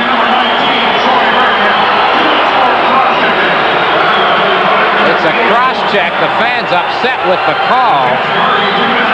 The Canadiens, as Don mentioned, now with a two-man advantage with 51 seconds left in the original penalty to Tkachuk. So this could be a critical part of the hockey game. The Canadiens needing to get on the board, certainly, trailing 2-0 from the point that was early in the first period. And they get a chance here now with the two men in the box.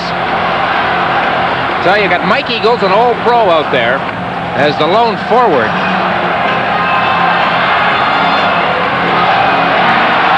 Teppo Numminen and Phil Housley join Eagles in a penalty-killing role. LeBeau, Savard, and Damphousse up front for Montreal. Schneider and Brisebois back on the point, and now Savard skates over to say something to Damphousse. The draw comes back to Brisebois. Over to Schneider, to Savard. Savard looks in front, moves in. They score! Damphousse standing at the side of the net, and if that's what Savard suggested to him, it worked perfectly. What rink am I in? What building am I in? Now, there's Essence that gets caught up in traffic, and he fell down, and that net was open for quite a while. Denny Savard, the old pro, was very patient here. You see Essence fall down at the edge of the crease, and he was still down when the puck went in the net. So the two-man advantage for the Canadiens pays off for them. They take advantage of the situation after only 10 seconds, and there's still 1:50 left in the Troy Murray penalty. Savard could have shot the puck himself, but he realized that Damphousse was all alone, and he fed him perfectly. Scored by number 25, Vincent Damphousse. The assist of number 18, Denny Savard, and number 8, Matthew Schneider. Schneider and Savard draw the assists on the power play goal by Damphousse. And Damphousse leaves it there for LeBeau. He takes a return pass to the point now for Desjardins. Back to Damphousse. Desjardins has his shot blocked by a sprawling Mike Eagles. Haller tried to dump it in, put it over the glass, and out of play. And you know, Dick, I'm sure over the years, as you've come to the Winnipeg Arena for Montreal hockey games, at times you must wonder just what building you are in. I don't know, you know, it's good, it adds to the atmosphere, but somehow I feel for the hometown players in a situation like that. They're out there doing the best they can, and you get a goal scored that draws the reaction that one did, but it's part of the show. Remember when Peter Svoboda a few years ago got a misconduct penalty with a few minutes to go, and he went down the dressing room, big cheer goes up, oh, Winnipeg scored, bigger cheer goes up, oh, they must have scored again. The period ended, he found out it was the Canadiens that scored the 2 goals. Still 1:05 remaining in the penalty to Troy Murray. 2-1, Winnipeg leads Montreal. Romanuk along the boards. He can't get the puck out. Schneider has it now. Or Damphousse. Damphousse back to Muller. His shot. It's in the pads of Bob Essenza. And with traffic at the side of the net, John Leclerc taking a shot from Sergei Boutin as Essenza was able to cover up the puck between his pads as he went down to the ice. Talk about the atmosphere in the building, Don. You know what you and I were doing on December 15th, 1979? Tuxedo night. The first time the Canadiens played in this building. And Willie Lindstrom got 3 goals as the underdog Jets clobbered the mighty Montreal Canadiens that night. Well, they always seem to have some special event associated with Montreal Canadian visits to the Winnipeg Arena. And in 1979, the very first year that the Jets were in the NHL, General Manager John Ferguson decided that maybe they'd add a little class with a tuxedo night promotion, with the fans showing up attired in black for the game against the Canadiens. So did the announcers. I don't know whether we added much class to the proceedings. Dean Kennedy continues to battle, gets it to the line. Schneider keeps it in. LeBeau with a shot. Blocked by Essenza. Back to Schneider. Over to the point for Savard. Into the corner, and a shot from the angle by Dan Foose. Essenza reacts to it. Schneider again. He and Savard back at the line. Savard has it. Over to Schneider. 10 seconds left in the penalty. Schneider for Damphus. He can't shoot it. He gives it to Savard. He'll let it go, and it's blocked in front of the net by Kennedy. Schneider gets it to Savard. Murray on the ice. The Jets back at full strength. Knocked out to center ice by Murray. Schneider trying to get away from the captain. Gains the line. Nice move. Shoots and fires it just wide. Schneider has it again. He seems to be all over the ice on these recent shifts for the Canadiens, and now at the side of the net, covered up by Essenza, as Ewan is involved in some pushing and shoving with Dean Kennedy. 11:55 is the time remaining in the second period. The Jets lead by a goal. This is a perfect place for a Cabernet Sauvignon to mature gracefully. The fine oak casks in the cellars of Ernest and Julio Gallo, two men who've spent their entire lives perfecting the art of winemaking. And this is the perfect place to enjoy the fruits of their labor, the rich, full-bodied Cabernet Sauvignon of Ernest and Julio Gallo. Come taste the work of a lifetime. These days, the price of imports is getting farther and farther out of reach. Unless it's a 93 Hyundai Excel. Excel gives you more standard features than any car in its class at a price that still lets you get out to play. If sporty performance is more your style, the 93 Scoot is now available with a turbocharged engine. And all 93s are now covered by the Hyundai 24-hour roadside assistance program. The 93s from Hyundai. Jet assistant coach Alpo Suonen had a pretty good line today. When I said that the game would be sold out tonight, he said good. I said, but there'll be a lot of Montreal Canadian fans in the crowd. He said, that's good. I said, what do you mean that's good? We always play better on the road. Who's writing his stuff? Harry Neal? It's not Don Cherry. No, for him. Carlisle takes it back of his own net. He's being watched by J.J. Daigneault, who is playing the wing tonight, moving up from his defensive position. Good forechecking, forces a turnover. Carbonneau created the turnover in the Winnipeg zone. The Jets having some problems getting out. Finally, they free it to Davidoff. Davidoff, who scored the game's first goal, going in, holds it, and Rasico moved across the net with him. And the penalty is coming up against the Montreal Canadiens. Eric Desjardins, I believe, a holding call has been indicated by referee Mike Magoo. Well, aided and abetted by Canadian power plays. Montreal is out shooting Winnipeg in this period 10-3. Here's the Davidoff chance. Again, Rasico goes down on the play, but the Winnipeg player can't get the puck upstairs, which was wide open. And now the Jets get the power play chance to regain a 2-goal lead. 44 seconds. And in behind is when the penalty call was made. So a slash on Eric Desjardins at 8:44. Like Winnipeg done early in the game was in a position they could have put the Canadiens away for the night, but they did not do it. And this period, they've been hanging on through the power plays and all of that. Now they get the power play chance of their own. Now that has been the history of the Winnipeg Jets this season. They have moved the puck well, looked good, but haven't scored a great deal. Housley gives to Zamnoff, to Tkachuk, back to Zamnoff. Rink wide pass. Olesen with a shot. Rasico with the save as Tkachuk was attempting to create a screen in front of the net. Where the goaltender gets beaten as Rasico was early in the piece a couple of times. I give him credit for hanging in and sort of settling himself down, as Rasico obviously has, at least to this point. There goes Tkachuk right to the net, just as the puck got there. But he picked his spot, and you could see him read that very well. He was quite excited tonight that the game was on national television, and his family would be able to watch it via satellite in Boston. So there'll probably be quite a house full watching the game. And he'd like to respond by scoring a goal for them. He's in the corner as Zamnoff gets it. Zamnoff to Tkachuk. Tkachuk jams away. He takes another whack at it, and Rasico manages to keep it out. I think the referee blew that play down when the puck was still alive. What a chance that was. You almost called that one right on the nose, Don.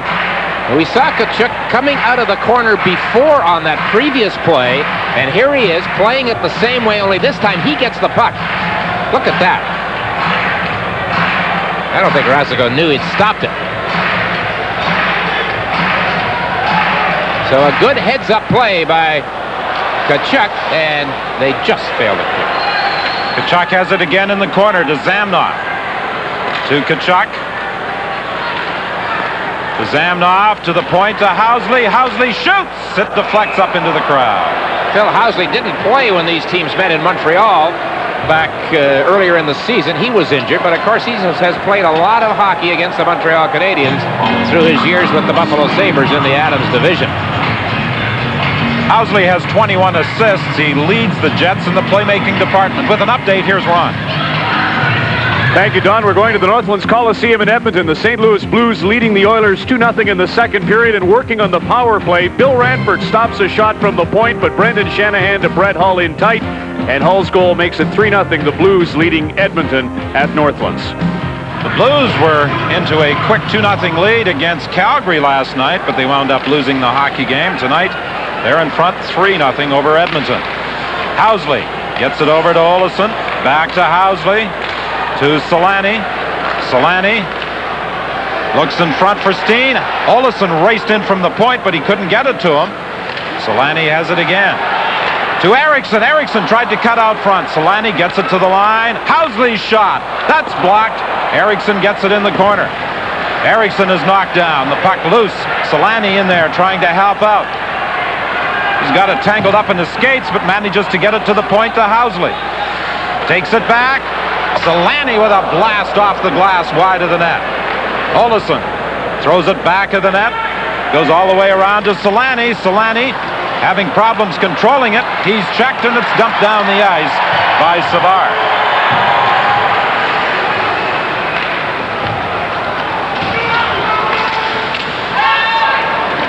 Tkachuk drops it off for Housley. Housley looks to the point. Olesen winds up and fired it wide. It just grazed the outside of the net. Housley lets it go. Rebound. Tkachuk gets it back to Housley. Montreal at full strength. Housley shot the rebound. And Tkachuk at the side of the net has it taken off his stick by Andre Rasico. A frustrating power play for Keith Tkachuk.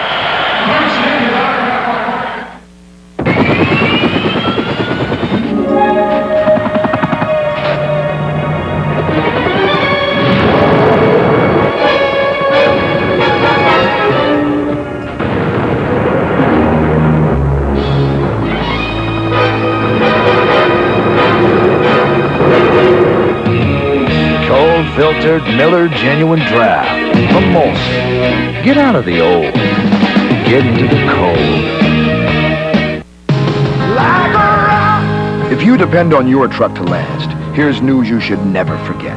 Of all the Chevy trucks built in the last 10 years, 98% are still going strong. That's higher than Dodge, higher than Ford, even higher than Toyota. Over the years, no other truck line is that dependable, foreign or domestic. Only Chevrolet. The most dependable, longest-lasting trucks on the road.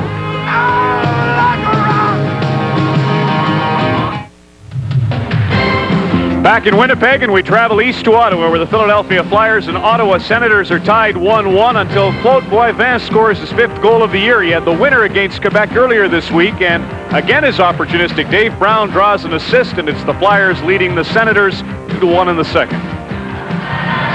2-1 is also the score at the Winnipeg Arena. The Jets leading the Canadiens, and some fine work by Rasico, particularly saves off Keith Tkachuk, has kept the deficit to just 1 goal.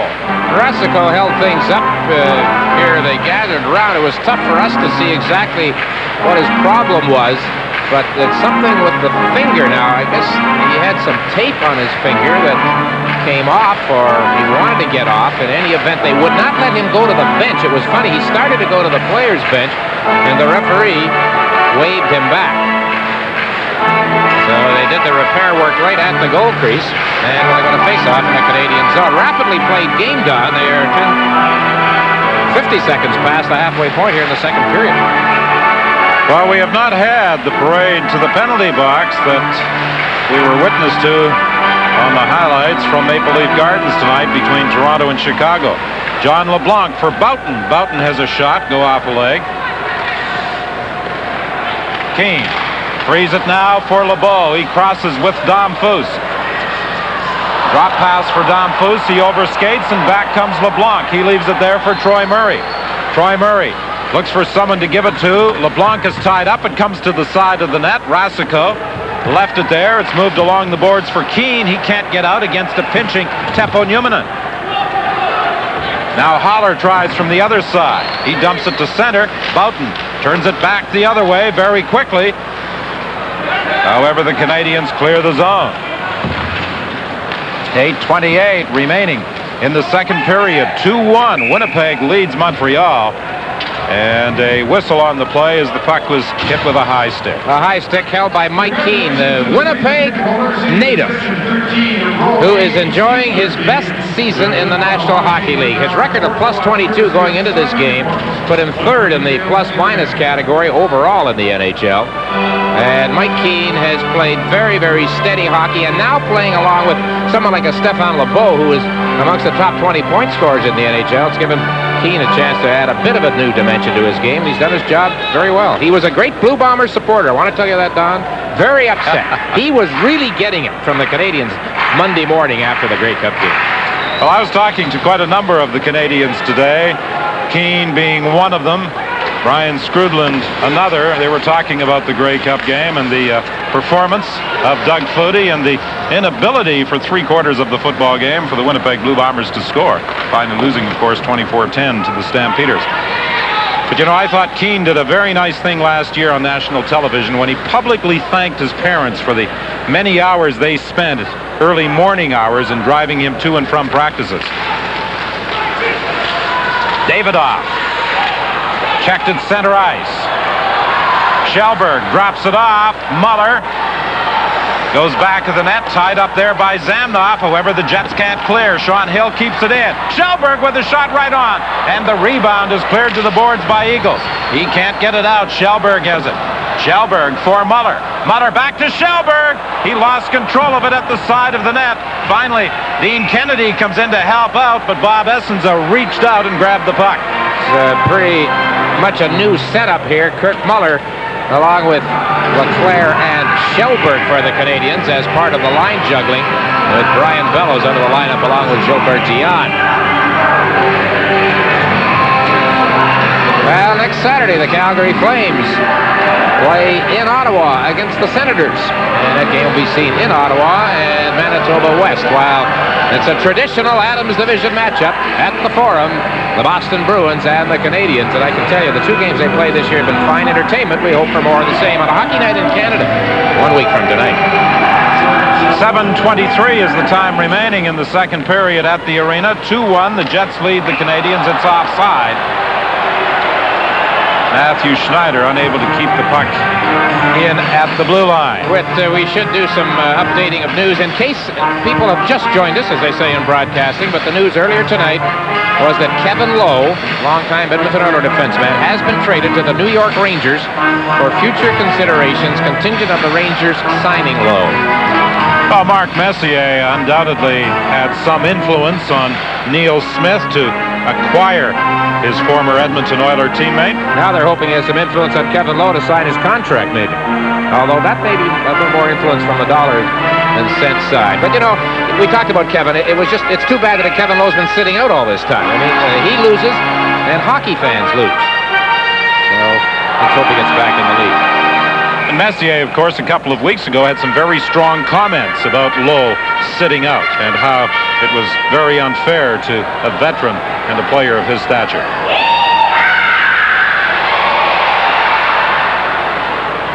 However, the deal is not yet finalized because the New York Rangers must negotiate a contract with Kevin Lowe, and he's asking for close to $1 million. Doesn't everybody? It seems that way. Steen throws it to the corner. Here's a player who got $1.5 million to put his name in a contract. Solani, he can't do anything with it. He has it again. Solani leaves it there for Steen. Steen tried to throw it to the net. Solani was going there, but it was blocked by the Canadiens. Carnback gets it over on the wing for Ronan. Ronan trying to go around Carlisle. The veteran rear guard ties him up. Carlisle moves it ahead to Shannon for Solani. Solani working against Odeline. Housley goes for the net. Solani fakes. Solani still has it. Falls. Flips it behind his back to Steen. Behind the net to Shannon. Shannon tied up by Schneider. Odeline comes over to help out his defensive partner. The native of Quill Lake, Saskatchewan, shoots it in. Essenza leaves it behind the net for Housley. 6:16 remaining in the second period. 2-1, Winnipeg leads Montreal. Desjardins beats Romanuk to the puck. Moves it ahead for Daigneault. And it's offside. Todd Ewan was ahead of the play. Interesting tonight to see the Scandinavian influence. The Canadiens with two raw rookies out of Sweden. And there's Thomas Steen in the lineup, who I've always thought, the Winnipeg lineup, their veteran, I always thought one of the most underrated players in the NHL. Here's the play that Solani made. Now he falls down. The fans got a rise out of this. He looks down. He looks out of it. No way. And he slips the puck that way to Steen. Good play.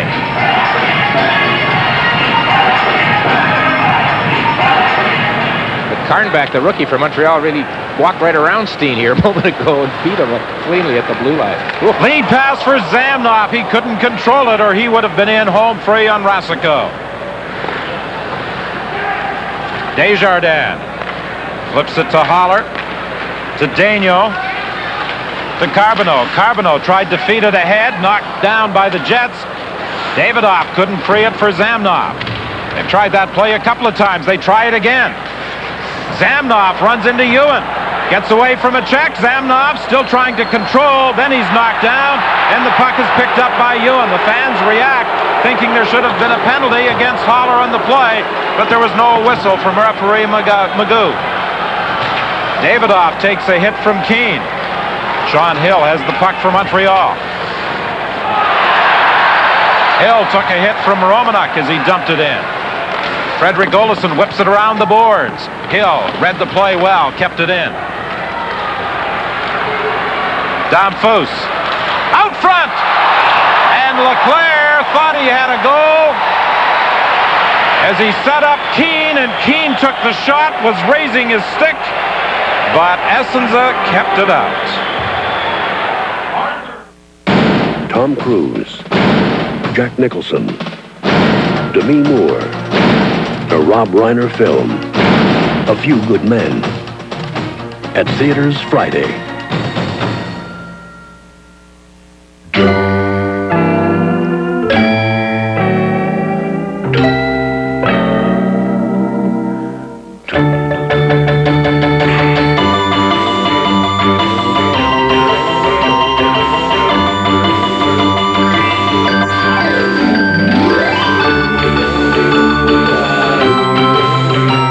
The Lumina APV from Chevrolet. The classic definition of what it means to be Canadian is as follows. You must be clean, cold, and crisp, because this is what beer's all about. Mike Keane thought he had a goal in his hometown as he took a perfect feed from Leclerc. Now LeBeau works back to the line. Keane and Damphus in the corner.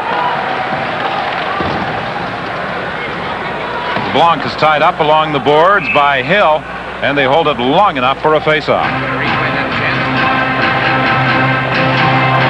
Well, now that Kevin Lowe has gone to the Rangers, the Kevin Lowe for Sean Hill trade talk, I guess, will end. Mike Keane, as Don mentioned, would like to score a goal in his hometown. I'd like to score a goal anywhere, but from close range, he cuts right at the goal crease, and watch his reaction. He thought the puck was in. Oh, not quite, Mike.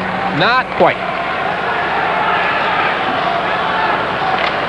Newman was looking for Troy Murray. He missed him with the lead pass. Hill touches it, icing Winnipeg with 4:19 remaining in the period. Well, Jacques Demers has seen his team come from behind a lot this year. And he's also seen his team here tonight settle this game down, even though the Canadiens have had only 2 shots in the last 7.5 minutes since that power play pressure that they had, which resulted in the 1 goal that got them on the board as they trailed 2-1. But it's been a very happy start, Don, as you can imagine, for Coach Demers in Montreal, taking over on what is quite a hot seat. Any coaching job is, especially in Montreal. Jacques has never met a microphone or camera he doesn't like, and he'll be the first to tell you that. And he's had a good time so far. Jacques was saying he had forgotten just how much pressure there is on a coach in Montreal.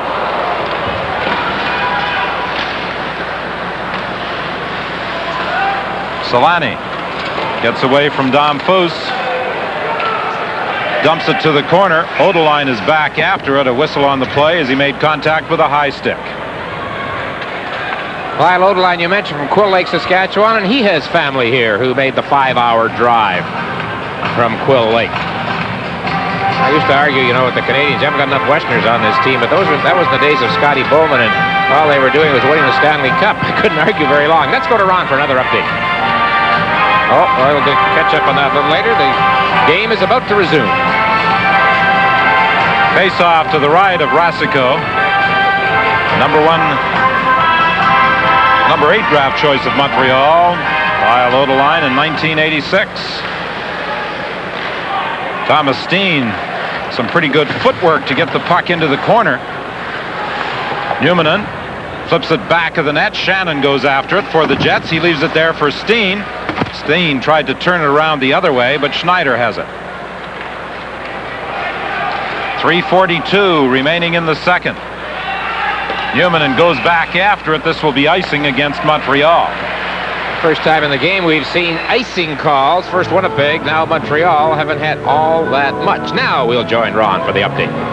Promises, Dick. Okay, we are going to Le Colisée at Quebec City. The Minnesota North Stars are hot. They've won 4 in a row. They lead the Norris Division by 4 points and are giving Quebec a battle. Matt Sundin scores there. That's his 2nd goal of the game, his 20th on the season. But the Stars regain a 2-goal lead as Todd Ellick, who got hot when Mike Modano was out with an injury. And it's Minnesota 5, Quebec 3 in the second. 3:37 at the arena as Olesen moves in for Steen out front. Olesen couldn't get a shot away. Steen has it again. He tried to take a shot from a sharp angle, and it was deflected by Schneider up into the crowd. Thomas Steen struggled earlier in the year, and he was really worrying about his play.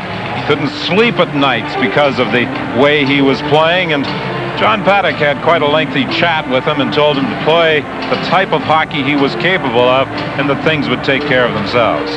Another of the Jets who was injured and not playing in the game in Montreal, which ended 2-1 Canadiens.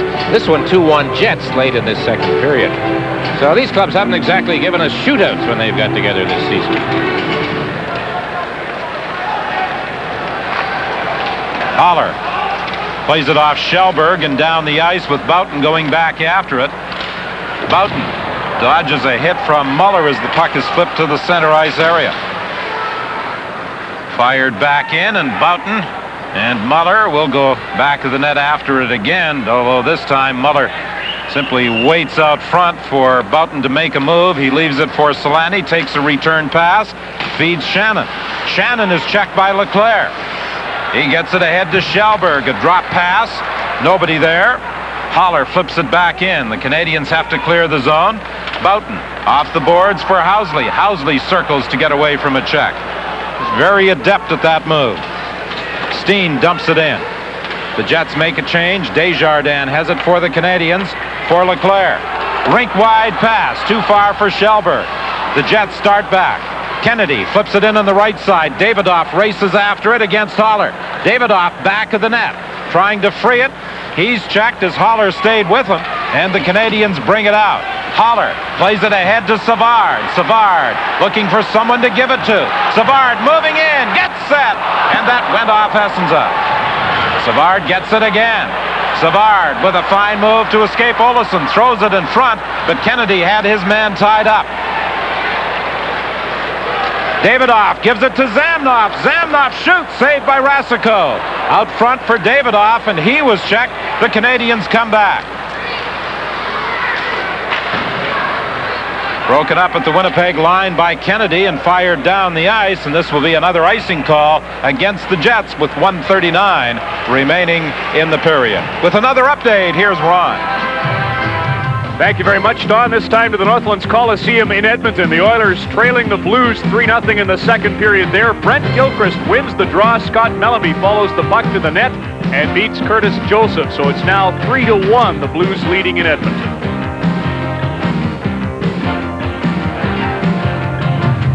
This has not been a rough game physically, but there have been moments.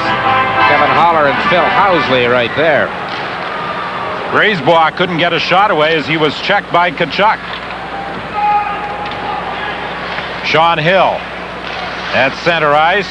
Flips it high. Knocked away by Newmanen. Canadiens fired back in.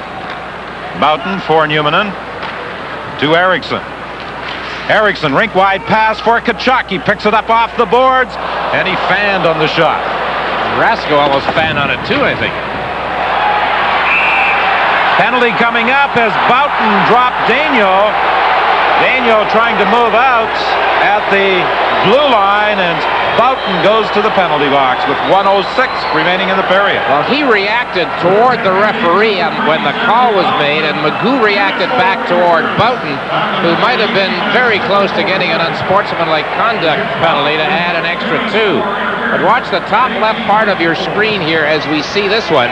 Boughton against J.J. Daigneault, which brings about the interference call right there.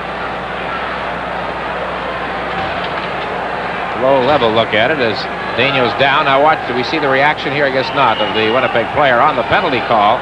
So the Canadiens, who have scored the only goal in this period on a power play when they were had a two-man advantage, now get a chance here on a power play that, under all things being, will be split over the intermission. There's 1:06 left in the period. Damphus, LeBeau, and Muller up front for the Canadiens on the power play. Desjardins tied up by Shannon. Puck bounces high to Damphus, over to Schneider. Schneider fakes the shot for Damphus. At the side of the net, it comes loose for Schneider. Blocked by a number of sprawling Jets. Kennedy, I think, dropped in front of it.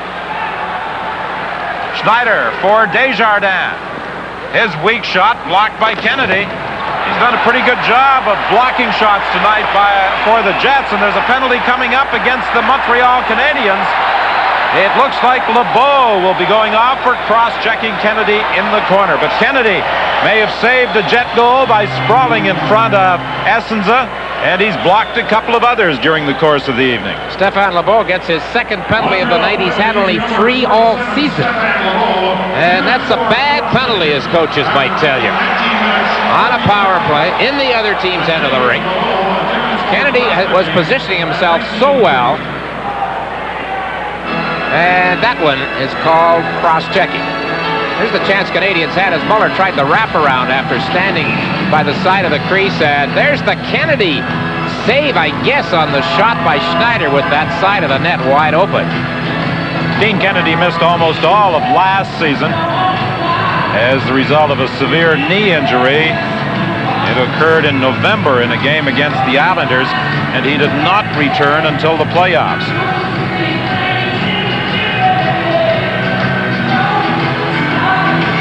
4 skaters against 4 with 29.8 seconds remaining in the second period.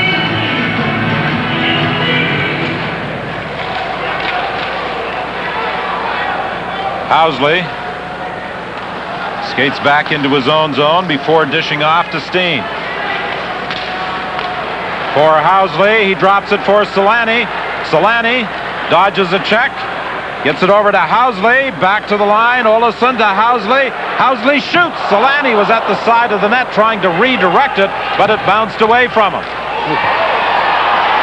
And a penalty coming up as Solani, trying to back check on Savard, got his stick up into the face of Savard. And is this going to be a minor or a major penalty against the Winnipeg Jet rookie?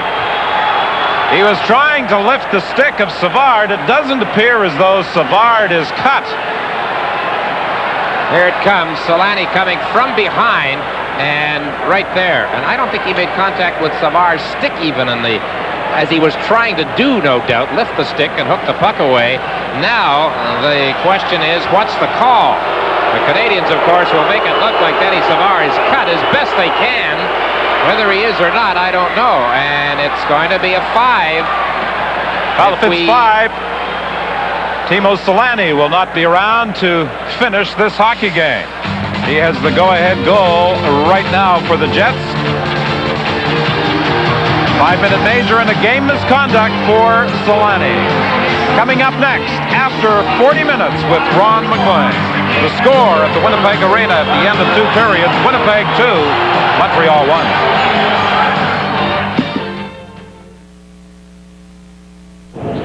Just when summer seems farthest away, Jeep brings it closer. Jeep is warming up winter by turning it into summer. See for yourself by test driving the Jeep of your choice. The rugged Jeep YJ or the classic Jeep Cherokee will move you through with no problem. The new Jeep Grand Cherokee with full-time 4-wheel drive, standard anti-lock brakes, and the only driver's side airbag in its class will keep you moving as only a Jeep can. So see your local Jeep dealer now for up to $1,500 cash back or financing as low as $5,900 on selected Jeep vehicles.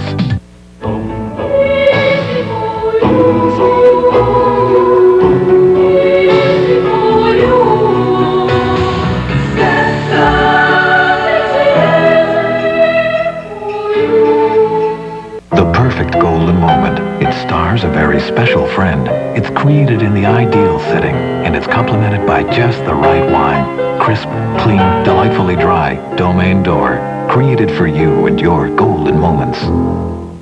It's the festive season, and once again, Swiss Chalet is bringing you a special tradition. Our festive special for only $6.45. Along with a plump quarter chicken, golden fries or baked potato, and chalet sauce. You'll also receive cranberry sauce, tasty stuffing, and a festive treat, a 100-gram Toblerone Swiss chocolate bar. All for $6.45 while supplies last.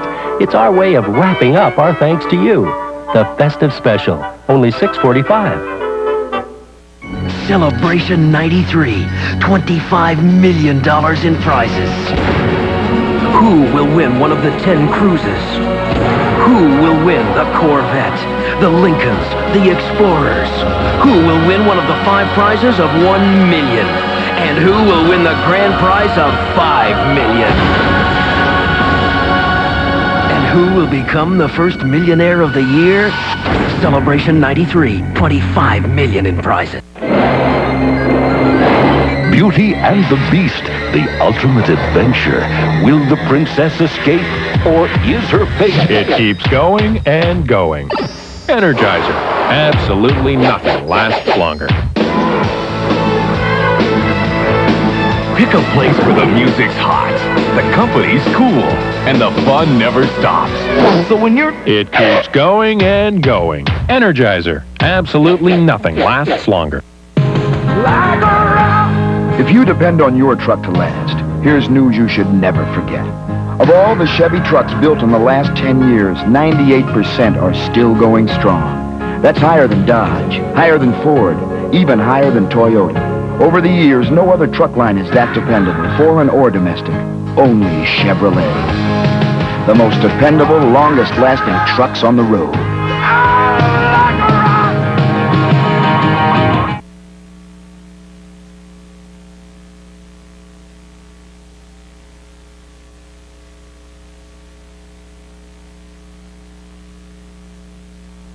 Conservatives are going to the polls in Alberta today. They're voting for a new leader, the person who will also be premier. It's a close race between the province's health minister, Nancy Betkowski, and its environment minister, Ralph Klein. And a different kind of election in Russia. Boris Yeltsin barely won a critical vote in the country's parliament. It was considering a resolution which would have reduced his powers as Russian president. And leaders of the warring factions in Somalia said today they will cooperate with Operation Restore Hope. That's the mission led by the United States, designed to get food aid to millions of people starving in the country. More on these and other stories later tonight on The National.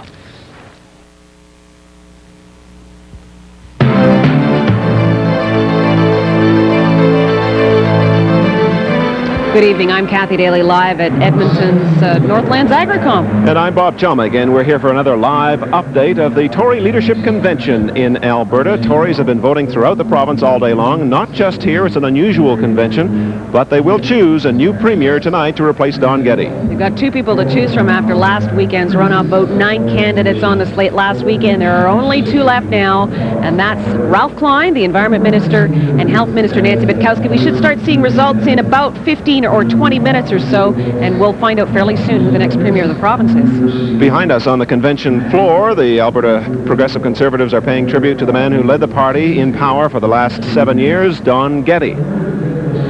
Holly Doan has been following the Getty legacy.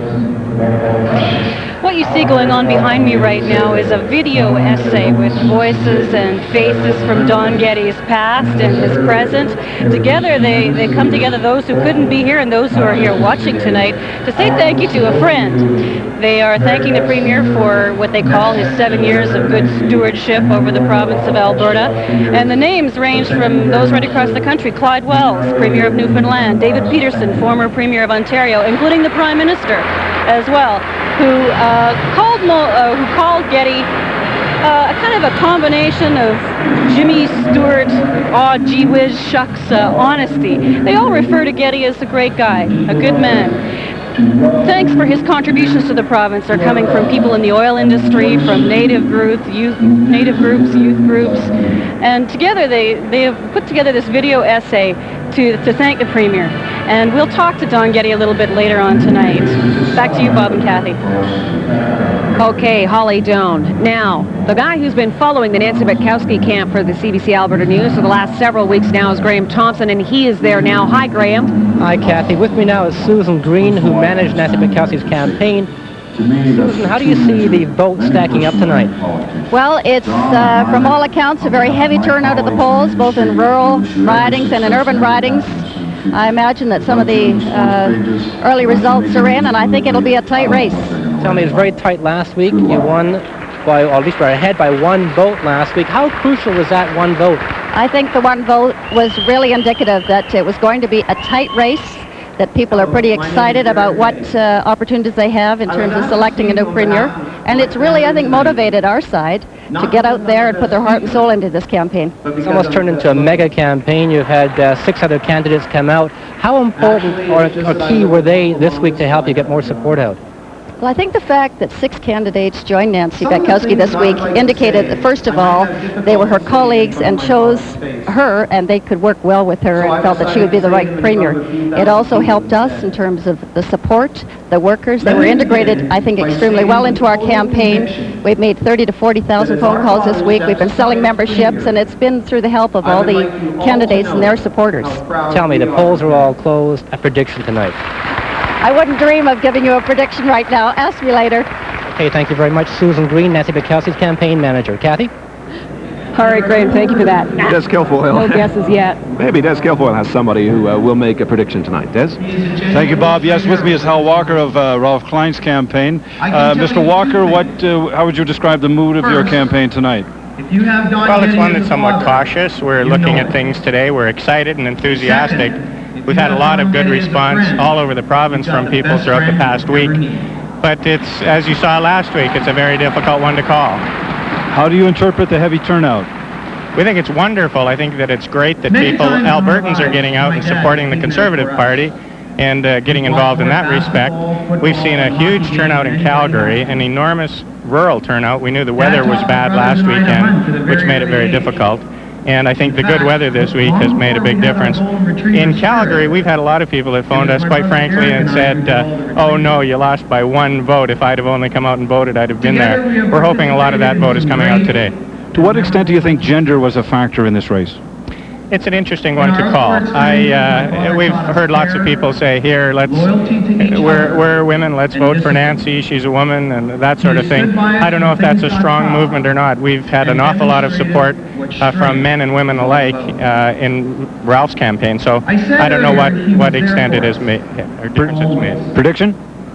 It's going to be a very close one, and we're feeling very strong, so we think we got a premier in our team. Okay, Hal Walker with Ralph Klein's campaign. Back to Bob and you and Bob and Kathy.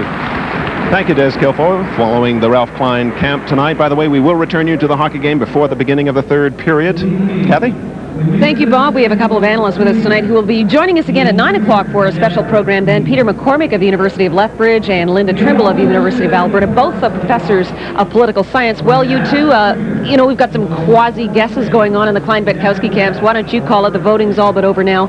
Linda Trimble, who do you think's got this one? Well, I'm also loath to predict, given the wide open nature of the vote, but I would say that Betkowski has the momentum coming out of last week's vote, and she was also unflappable during this really tough week of campaigning. Peter McCormick, what do you think? I think the endorsements really help Betkowski. The high turnout in the rural areas is really helping Klein. I think Betkowski has the edge, but it's not going to be a landslide. It's not going to be a disaster for Klein. Well, we're going to find out soon enough, I suppose. We have about 15 more minutes to go before the results start coming in, and we will get back to you guys at 9 o'clock when we return with our special program. Thank you both. All right, Graham Thompson now on the convention floor. Graham? Bob, it's been said before, forget the polls, forget who you think will win tonight. The main thing here is the campaign machinery, getting that vote out today. Betkowski people said they've got the machine from the other 6 campaigns to help out. They got the vote out today, but according to Klein's people, they got the all-important rural vote out today. They're both saying a heavy turnout. They're both saying that works in their favor. We'll see later on. Bob and Kathy? Thanks, Graham. All right, let's go down to Holly Doan now, who's been covering this tribute to Don Getty. Holly. We just heard from one of Don Getty's sons here who talked about his loyalty to his family and his father's loyalty to the province. Now, a special little segment from his family, a love letter to the outgoing Premier of Alberta. And we had a sneak preview of that. One of the things that Margaret Getty talked about was how Don Getty did such a good job despite everything. He inherited falling oil prices, flagging economy, tough times in Alberta, and that's what they're thanking him for tonight, is seeing the province through those times.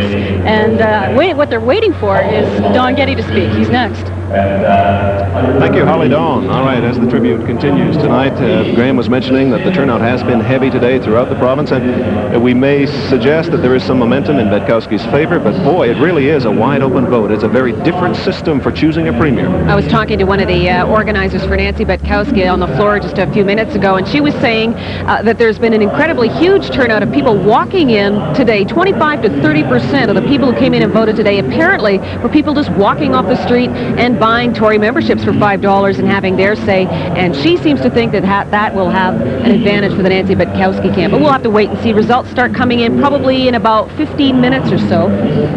Shauna Laird now on the convention floor. Shauna? Oh, Shauna's not available. Just in case you haven't been following the campaign, when we say this is a very different convention, it is. Usually, of course, delegates are chosen in the constituencies. They're sent to a convention, and then they make their vote. But here, it's one Tory, one vote. Tories all across the province have been voting in the individual constituencies. As you said, pay $5, you have a vote. Even people who have never even voted Tory before in the past have joined the party this time around to have some action in choosing the premier. And for that very reason, it's very difficult, really, to call who's going to win this thing. Of course, Nancy Betkowski came ahead with one vote last weekend. A lot of people say she's got the momentum, but we'll have to wait and see and find out. And we will be back at 9 o'clock tonight after the hockey game with full reports, analysis, and speeches. This has been the CBC Alberta News Update. Now back to hockey. Cold and crisp, because this is what beer's all about.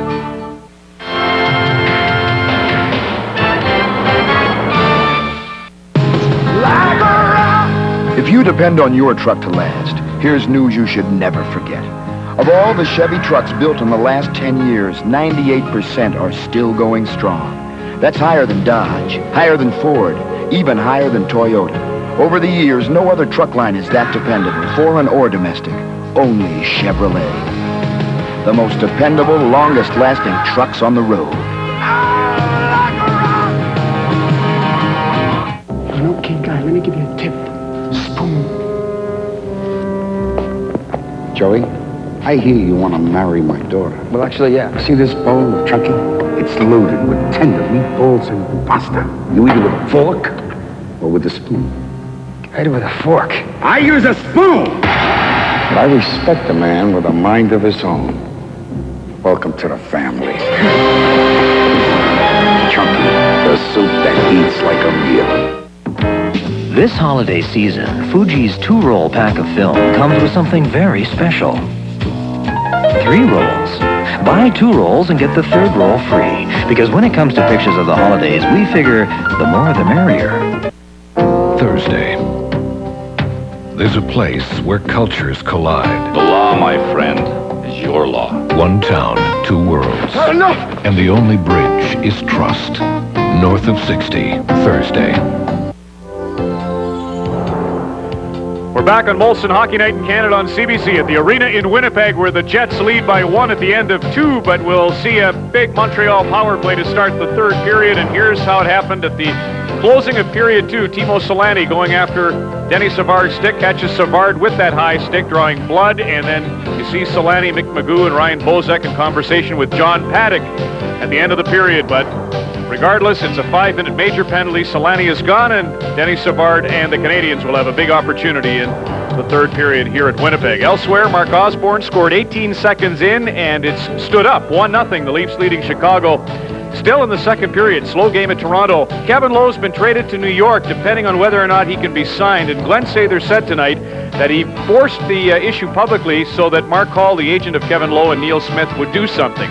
4-1, the Blues are leading at Northlands Coliseum. At Le Colisée in Quebec City, Matt Sundin, who last year scored 5 goals in a game against the Hartford Whalers. It was the Nordiques' first road win, and from that point on, Sundin's never really looked back. Here he scores his 3rd goal of the game, 21st on the season, to complete his first hat-trick this year. Minnesota still leading by 2, though, in the 3rd period at Quebec City. Philadelphia and Ottawa is now tied at 2. Laurie Boschman has just scored the equalizer for the Senators, as they're just early in the 3rd period, actually, at Ottawa now. Boston won this afternoon 4-2, and they are 3 points in arrears of Montreal in the chase for first place in the Adams division. Ottawa's just scored again, I can tell you. Stefan Beauregard shaking his head, and it's Jamie Baker. No, it's Freer. Mark Freer has scored for the Ottawa Senators, but that's not the score you're seeing. Pittsburgh leading by 4 at the Cow Palace in San Jose, trying to avenge their loss the other night in Los Angeles. And Mario Lemieux, by the way, who didn't play in L.A. with a heel problem, is in uniform, has at least 3 assists in that game. Washington's up a goal on the New York Islanders. That's in the 3rd period in Uniondale. The Isles season's been up and down. Washington trying to complete a sweep of New York teams, having beaten the Rangers 8-4 last night. Detroit, when they score a lot. 9-5, they're leading in Florida. That's in the 3rd period. And if Rob Stauber starts as he's scheduled, he's the only unbeaten goalie in the NHL.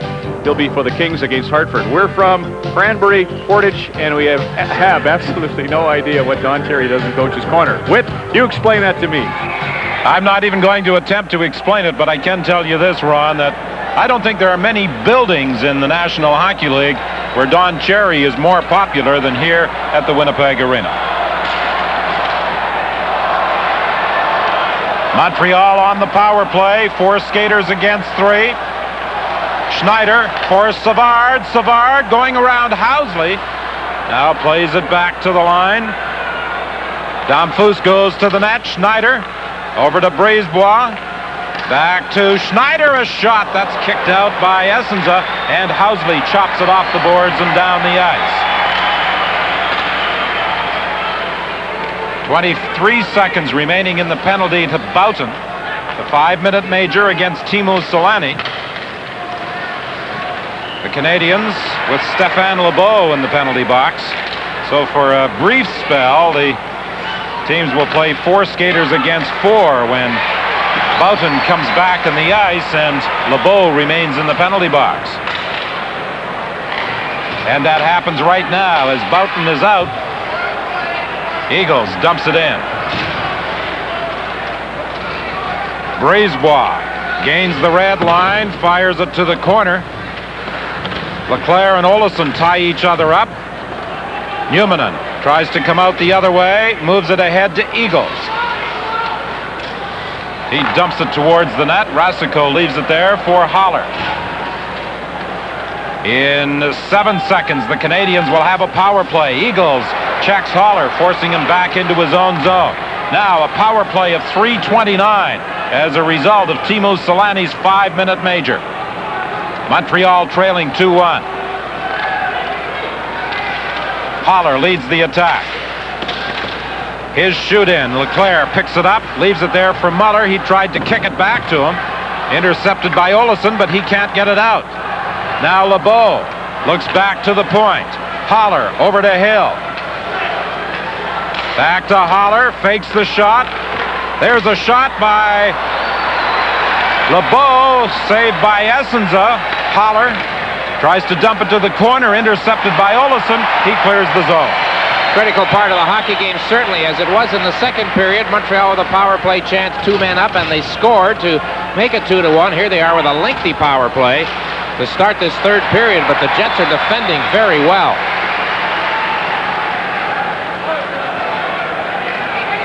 Winnipeg's penalty killing ranks 9th in the National Hockey League. They've yielded a power play goal tonight. The puck at the side of the net. Kennedy trying to get it out. He's having some problems. It comes back to the line to Brisebois. Over to the other side for Schneider. Into the corner to Savard. Keane gets it back to Savard, to Schneider. He winds up. His shot goes off a couple of bodies wide. Schneider at the point. Over to Savard. He shoots. Blocked by Kennedy. What a job he has done in that capacity tonight. He's been one of the stars of that Winnipeg defense. Great timing. 1:48 remaining in the 5-minute major. Damphus plays it back to the net. Savard gets the puck. He's being watched by Olesen. Gives it off to Brisebois. LeBeau couldn't control it. Olesen whips it around the boards and out. A race for the puck. Steen going after it. Check from behind by Haller. Good recovery by the young Montreal defenseman celebrating his birthday today. 1:17 left in the power play. Brisebois stopped at the line by Teppo Newmanen.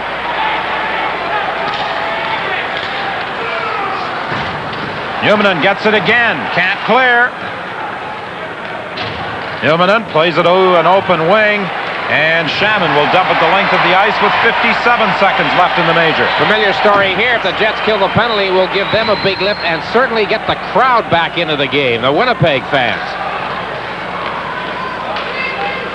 Muller for LeBeau. He's checked. Puck slides to the net. Essenza leaves it there for Newmanen. He plays it along the boards. Hill manages to keep it in. Muller missed his man with the pass. Newmanen for Eagles. Eagles knocked down at the point by Schneider. Here's Muller faking the shot. Muller circling in the corner. 23 seconds left in the power play. To the line to Schneider. His shot through traffic. Loose at the side of the net. Kennedy's got it. He banks it off the glass and out, and that should kill off the 5-minute major.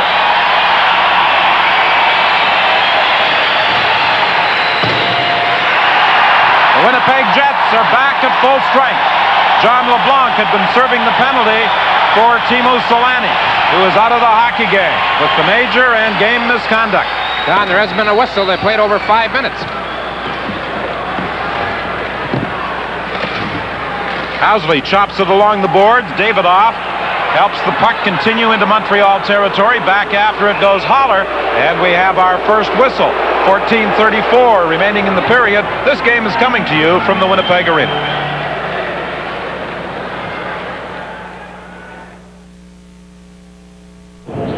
Just when summer seems farthest away, Jeep brings it closer. Jeep is warming up winter by turning it into summer. See for yourself by test driving the Jeep of your choice. The rugged Jeep YJ or the classic Jeep Cherokee will move you through with no problem. It's a new Jeep Grand Cherokee with full-time four-wheel drive, standard anti-lock brakes, and the only driver's side airbag in its class will keep you moving as only a Jeep can. So see your local Jeep dealer now for up to $1,500 cash back or financing as low as $5,900 on selected Jeep vehicles. Ooh, I love that sound. Hold on, I've got a surprise for you. Look at that. The color's beautiful. This looks great. Is it new? Yeah, it's Blanc de Noir. Blanc de Noir, a wonderful new taste from Tots. I've never seen a wine like it. That's the surprise. Nice to see. Blanc de Noir. You've never seen a wine quite like it.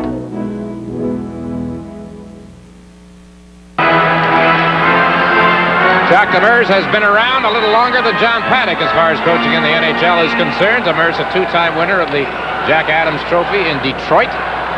John making a good impression in his second year here in Winnipeg. The Caps have beaten the Islanders 5-3, a final at Uniondale.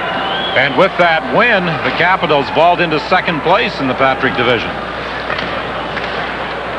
Zamnoff for Housley. Ahead to Eagles. He had nowhere to go. He played it to an open wing, and then he runs into Holler as the puck is shot into the Winnipeg zone. Housley off the board for Eagles. Eagles gets it back to Housley. He jumped up into the play quickly. Housley winds up, saved by Rasico.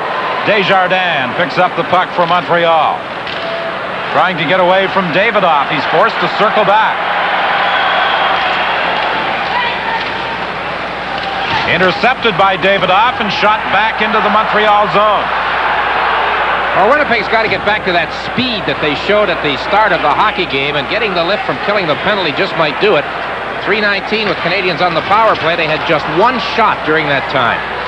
Eriksson for Olsson. Olsson has it again. Circles back of the net. Getting set. Lets the shot go a weak one. Eriksson jams away at it. And Romanuk was tied up in front of the net. Couldn't get a stick on the puck. Todd Ewan comes back with Daigneault. Ewan throws it out front. And Carbonneau had it knocked away from him. Kennedy around the boards for Romanuk. He dumps it down the ice. Back after it goes Odeline. Off the boards for Schneider. He gets away from Shannon. Schneider takes a shot. Save. Puck thrown to the side of the net where Tkachuk gains control. He banks it ahead for Steen, who simply wheels and fires it to center. Taken away by Shannon. Shannon puts on the brakes. Looks for someone coming from behind. Housley tried to jump up into the play. He couldn't do anything with it. And it's knocked back out to center ice where Housley has it again.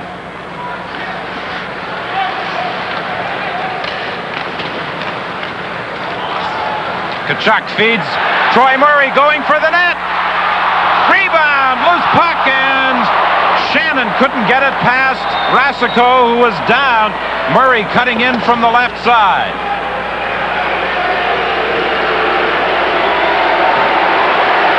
Back after it goes Housley for the icing call with 12:15 left in the third.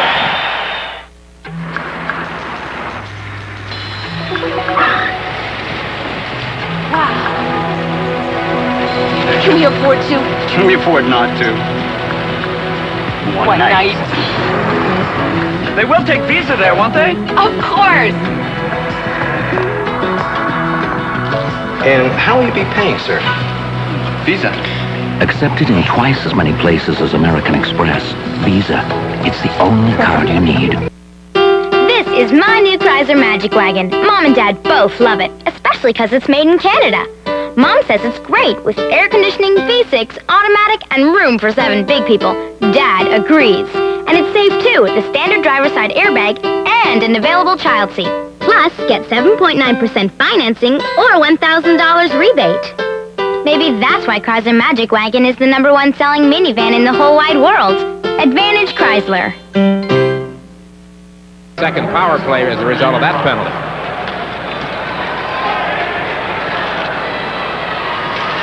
Frederick Olofsson for Zamnoff. He takes a return pass.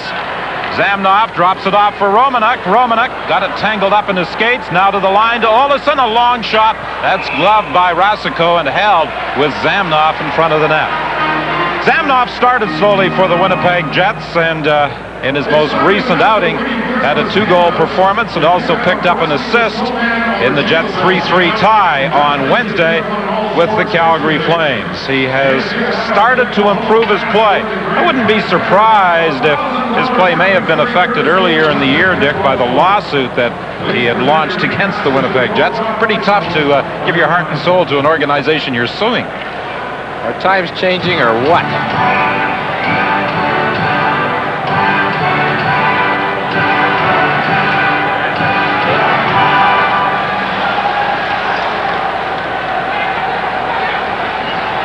Desjardins fires it in. Shannon goes to the corner after it, takes a bump along the boards. Boughton is there to help as well, and he moves it ahead to Numina, to Steen. His shoot in with Haller getting there first, tied up by Eriksson, but Haller manages to get a stick in the puck and frees it. However, he cannot clear. Long shot from a sharp angle by Thomas Steen, and Rasico threw out the pad quickly with Eriksson standing right there. Ronan with a shot up high on Bob Essenza. Now Shannon had problems trying to control it, and it slides to the goal mouth where it's held by Essenza for a face-off with 11:10 left in the third. Grandpa, you always go to Esso. Always have. But you know why. Well, they're nice folks. Service is always good. But did you ever see a tiger? I'm too old to see tigers. Too old? When you get bigger, you don't see tigers anymore. Did you see a tiger? I'm too big to see tigers. Me too. At Esso, giving you good service is how we earn our stripes. This is my new Chrysler Magic Wagon. Mom and Dad both love it, especially because it's made in Canada. Mom says it's great with air conditioning, V6, automatic, and room for 7 big people. Dad agrees. And it's safe too with the standard driver's side airbag and an available child seat. Plus, get 7.9% financing or $1,000 rebate.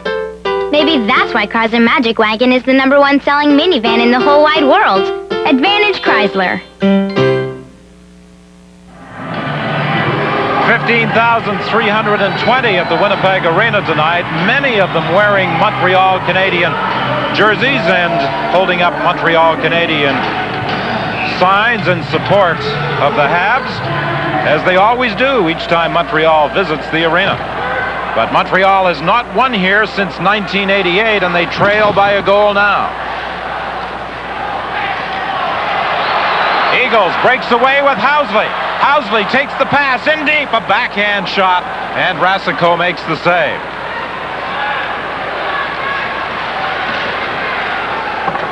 Schneider flipped it in high. It takes a weird bounce. It's at the side of the net, and the Jets were fortunate here.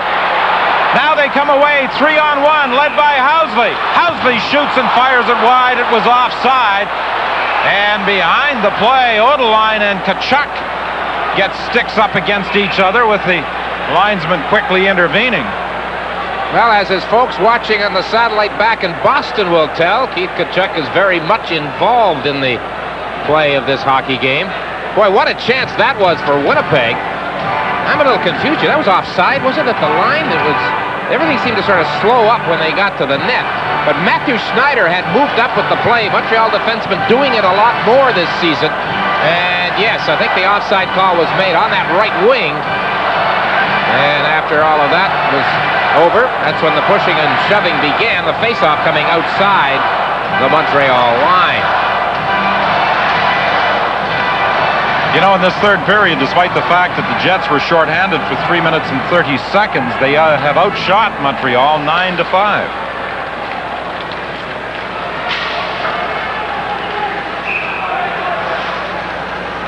.10:27 is the time remaining in the third period. Winnipeg scored 2 goals early in the first. Montreal with the only goal of the second period. Now, Todd Ewan was nicknamed Rocket Ewan at one point earlier this season in Montreal, when he scored 3 times in 4 games. There was 4 times in 3 games, rather. He has not scored since. But he has played a lot more hockey this season than he ever has since coming over to Montreal in a trade with the St. Louis Blues a couple of seasons ago.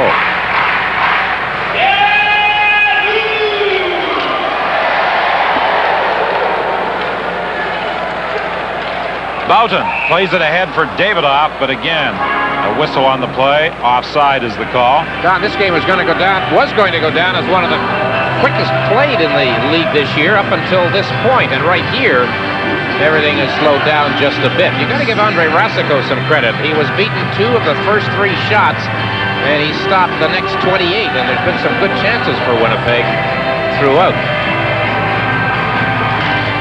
He looked a little shaky in the early going, and I'm sure some were wondering if perhaps Jacques Demers had made a mistake in his selection of a starting goaltender, but he has certainly played well since giving up a pair of goals in the first 3 minutes of the hockey game to Davidoff and Solani. Leclerc coming from the corner, going to his backhand, couldn't get the shot away. It was good work by Winnipeg at their goal crease.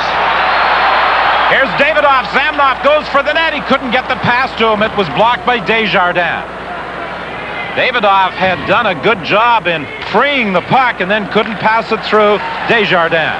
Davidoff has it again for Romanek. Romanek shoots it in. He goes to the bench as the Jets make a change. 9:30 is the time left in the third. 2-1. Winnipeg leads. Carbonneau stopped by Newmanen. Newmanen now goes rink wide in his own zone to Housley. Back to Newmanen for Shannon. Shannon ahead to Eriksson. Eriksson lets the shot go. Rasico the save, and with Thomas Steen driving for the net, the Montreal goaltender holds it for the faceoff. How long has it been since Eriksson played? That's his first shot in his new NHL stint. Thomas Steen had the game-winning goal in overtime last week against San Jose. His production is down this year. The Jets were looking at the start of the year for 60 to 80 points from the veteran center.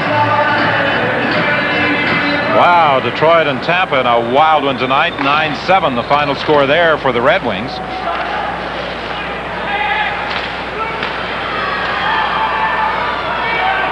Sean Hill is chased in by Steen.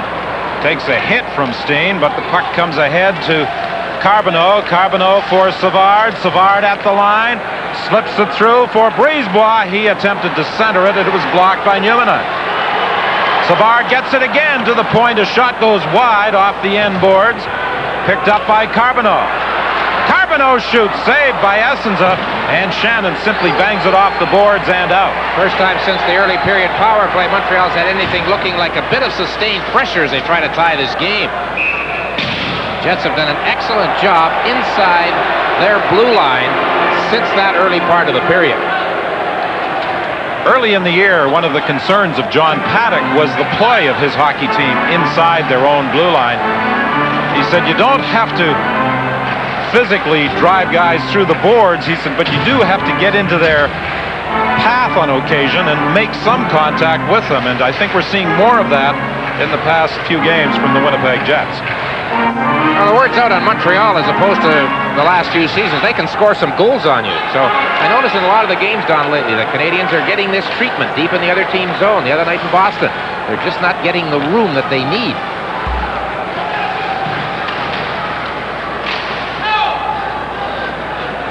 .8:11 remaining in the third period. Rasico leaves it there for Schneider.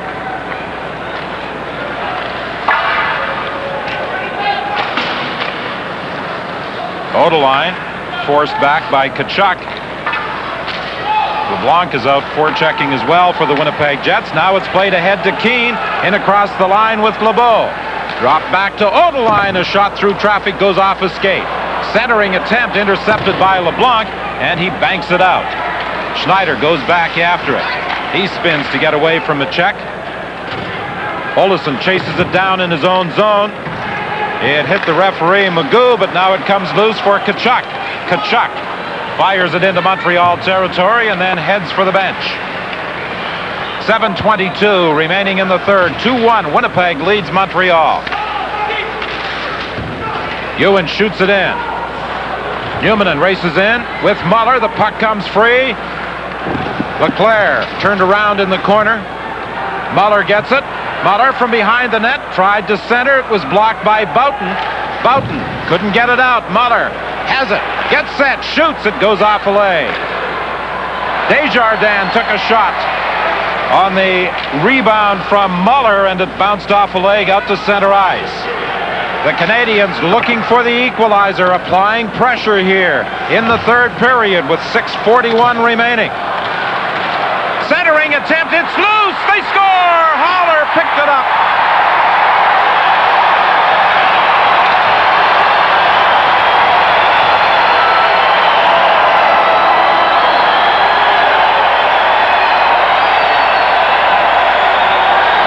Example here of how the Canadiens have changed their style this season, with a defenseman coming right up to the goal crease to take advantage of a situation.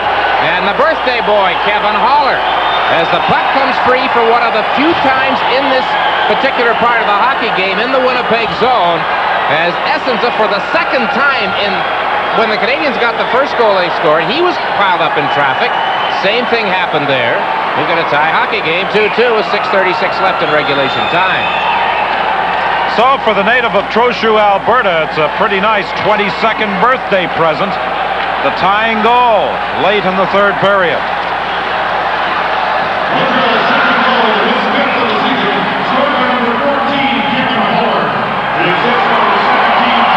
Haller gets the goal to tie it at 2.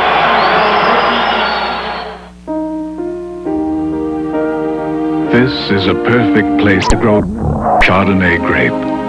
The hillside vineyards of Ernest and Julio Gallo in Northern California. Nurtured by Ernest and Julio for almost a quarter of a century. And this is the perfect place to enjoy the fruits of their labor. The crisp, dry North Coast Chardonnay of Ernest and Julio Gallo. Come taste the work of a lifetime. Toyota trucks. It doesn't get any better than this, but it does get bigger. Introducing the Toyota T100 with a bigger cab so it comfortably seats 3 adults, and a bigger bed so it easily carries a full 4x8 payload. The Toyota T100, the biggest import truck in Canada. Now you get to choose between better and bigger and better. Toyota trucks. It just doesn't get any better than this. The 5th goal of the year for the former #1 draft choice of the Buffalo Sabres, Kevin Haller, 22 years of age today. Brisebois from the point, getting set, lets the shot go, and Essenza came out of his net to make the save.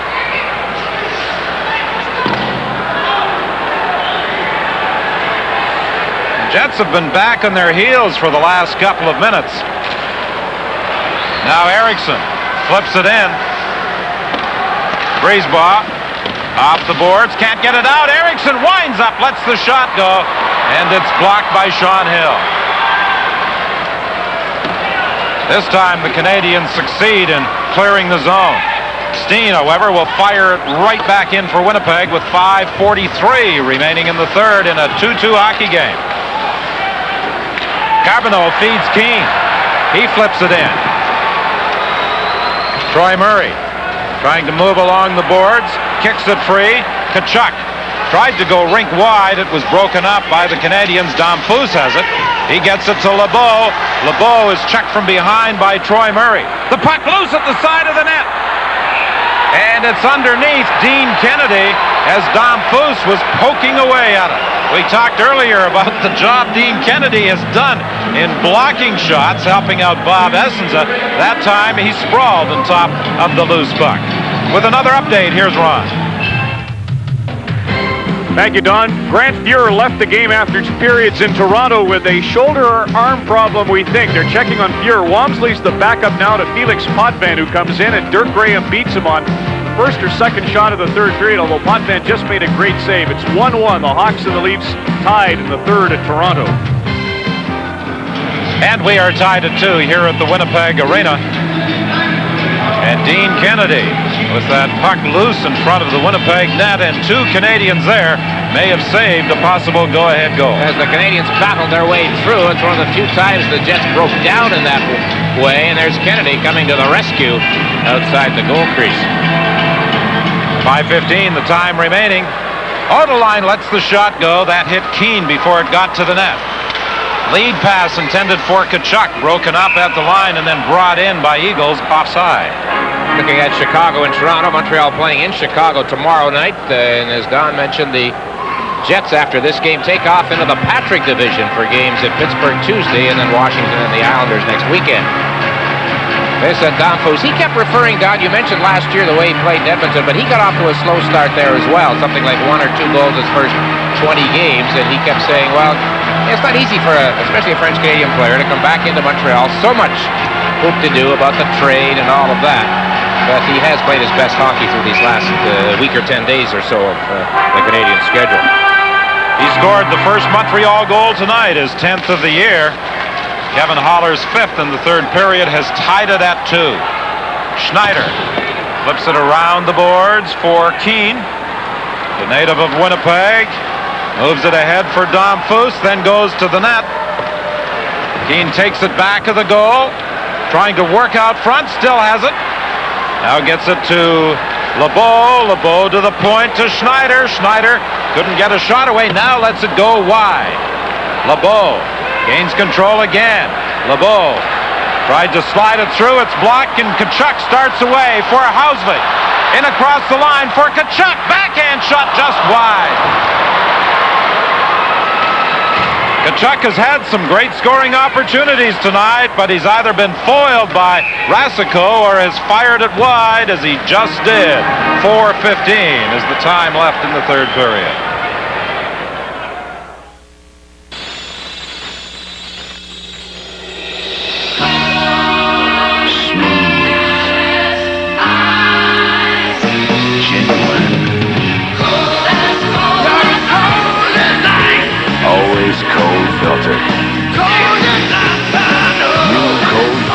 Miller Genuine Draft, the most.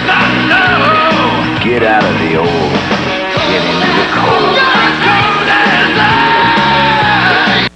At Mazda, little things like oscillating vents and a 60/40 split rear seat are just as important as sophisticated styling. Available V6 power and more headroom and total legroom than either Camry or Accord. The 93 Mazda 626 Kronos from $17,395, because we know you care about the little things too.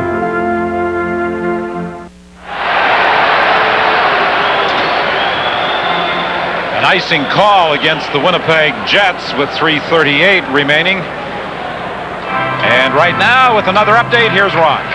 Okay, Don, as you see, there's the last 6 seconds at the Civic Center in Ottawa. Mark Freer, the former Philadelphia Flyers, scored the go-ahead goal to make it 3-2. And that stands up for Brad Marsh and Peter Sidorkovich, who should win some kind of a trophy for his performance this year. The Senators beat the Flyers, 2 wins and a tie in their last 5. 3-2 the final at the Civic Center. 2-2 the score here at the Winnipeg Arena. And if this one goes to extra time, it would be the 4th consecutive overtime game for the Winnipeg Jets. One time Montreal played here last season, it was a 2-2 tie final. This one's not over yet.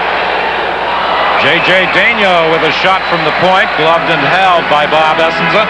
And Daigneault may be feeling a little more comfortable now that Jacques Demers has put him back out on the ice as a defenseman, having played through the first couple of periods as a forward. Guy Carbonneau, one of the best in the business, winning face-offs, and that was a bang-bang play. And the Winnipeg goaltender came up with the glove grab, so they'll do it all over again. 32-31, the shots on goal. The Winnipeg Jets with the 1-shot advantage. This is the 4th consecutive game for Bob Essenza.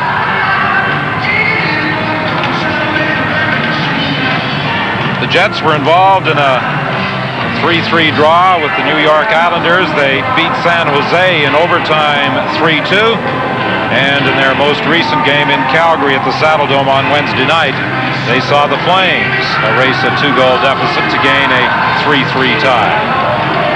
Kind of interested to watch the Canadiens after the game was tied. They've had 2 occasions where they've had a defenseman trapped up the ice, and Winnipeg's had a break with open ice in the neutral zone.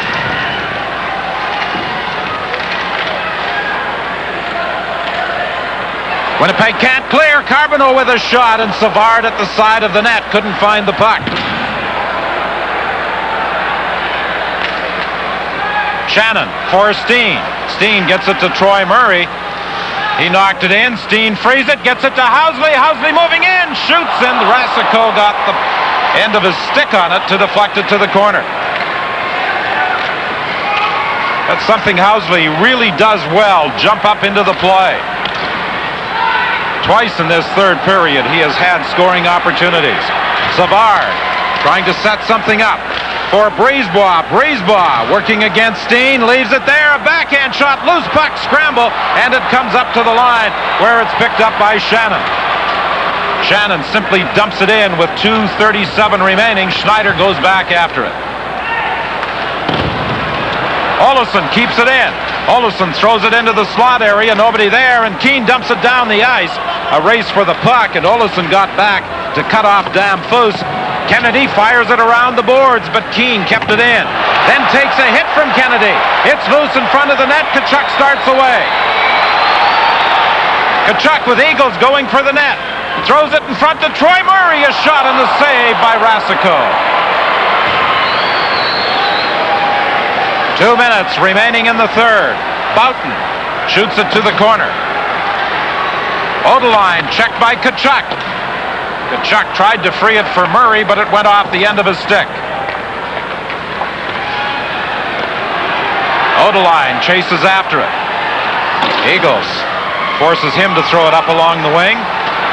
Now it's LeBeau and across the line. Dumps it back of the net. Boughton goes after it. He's checked by Keane. Damphus is there as well, trying to tie up Boughton. Now LeBeau along the boards, throws it to the corner where Murray and Keane bump. Boughton knocks down Damphus. Troy Murray comes up with the puck with 1:16 remaining in the third period. Numina for Davidoff. He deflects it down into the Montreal zone.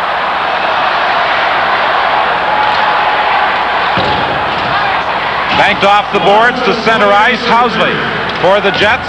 Threw it behind his back. It is brought in by Leclerc as we move into the final minute. Puck loose in front of the Winnipeg bench.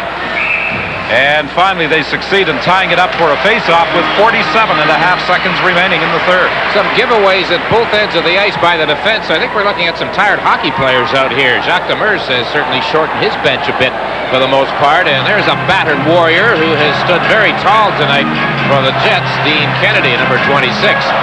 So they're 47.5 seconds away from the end of regulation time. This was the hit that Kennedy laid on Mike Keane. I'll give Keane credit. He came right back, and before his shift was over, he had leveled a Czech Winnipeg player, and almost that's it right here. Here it is. About almost the same spot in the ring. Housley chops it off the boards, but not out. Now he goes rink wide to Eriksson. Eriksson flips it to the corner. Rasico leaves it back of the net. Desjardins skates it out for Montreal to Muller. A lead pass for Leclerc. He couldn't split the defense, and it's cleared to the boards. Zamnoff now throws it rink wide for Romanuk. Romanuk leaves it for Housley. Housley gets it over to Zamnoff. Save, rebound, and it's knocked wide by Zamnoff. Beautiful play. Housley spotted Zamnoff cutting in, and Rasico made the save. And this game is going to overtime. And Rasico made the save to send it into overtime, because that was just like sudden death. If that goes in, it's pretty well all over. So the Jets failed to put the Canadiens away early when the Montreal goaltender and defense got off to a very shaky start. And here's a look at that last chance. Rasico with the stop. And the Jets just failed to click near the end of regulation time. 2-2, Winnipeg and Montreal in a tie here at the Winnipeg Arena, and we'll return with overtime in just a moment.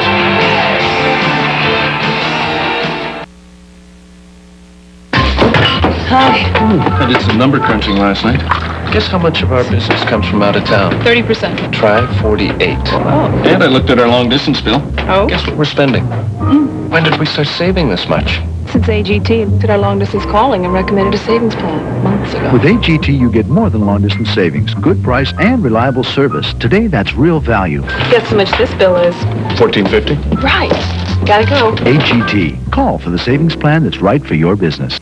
I saw him. I knew right from the start. This holiday season, McDonald's has a little something for someone special. How do I show I like him? McDonald's gift certificates. Oh, I think that I know how. A book of 5 for $5 with 50 cents from each book going to Ronald McDonald Children's Charities to help children in need all across Canada. With McDonald's gift certificates, you can help a charity that helps children. I knew he always liked me. Some more hockey ahead here at the Winnipeg Arena. The Jets have won a game in overtime this year. Lost one and tied 3. The Canadiens haven't won. They lost one 2 weeks ago tonight to Philadelphia. They tied 3 as well, or 3 weeks ago tonight. So the big crowd's getting a little extra for the money they have paid. Kevin Haller celebrating his birthday today, getting the tying goal, 13:24 gone here in the third period. And here's the goal, as there was a lot of action close in around the crease, and the puck suddenly popped loose, and Haller, good anticipation, moving in and flipping it up high. And that's unexpected, perhaps, in some cases, with teams when a defenseman suddenly joins in at that spot. Paid off for Haller and Jacques Demers and the Canadiens. So it's overtime. Both coaches have done some line juggling. Paddock out of necessity with Teemu Selanne ejected from the hockey game at the end of the second period.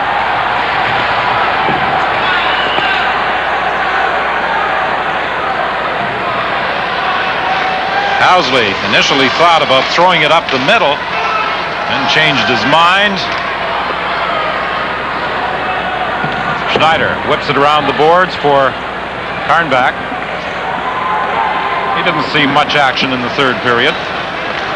Schneider, who has played a lot on the blue line for Montreal, got it to the line. Carbonneau fanned and trying to get a good shot away. Now it comes back to the point, and Schneider can't control it.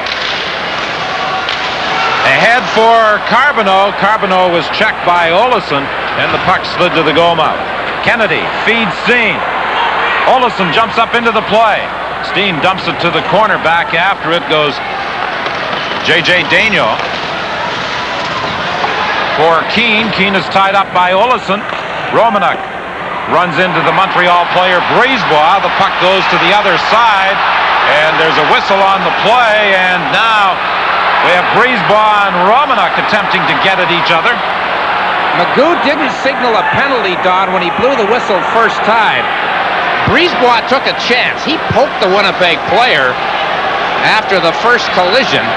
He could have drawn a penalty all by himself, but Romanuk didn't back off at that point. He went back after Brisebois, and that's when Magoo signaled, I think if I read his gyrations correctly. Both of them have gone to the penalty box. So we get some open ice here in this extra time these teams are providing it to us tonight. And when you look at 3 stars from the Molson Cup competition, there are some obvious candidates tonight. I certainly think Dean Kennedy would get some consideration, certainly. This is where the Winnipeg Jets miss Teemu Selanne when they have open ice such as this with the speed that Selanne possesses. And, of course, he went out of the game at the end of the second. So 1:10 into the overtime period, we get the penalty calls made on Romanuk of the Jets and Brisebois of the Canadiens.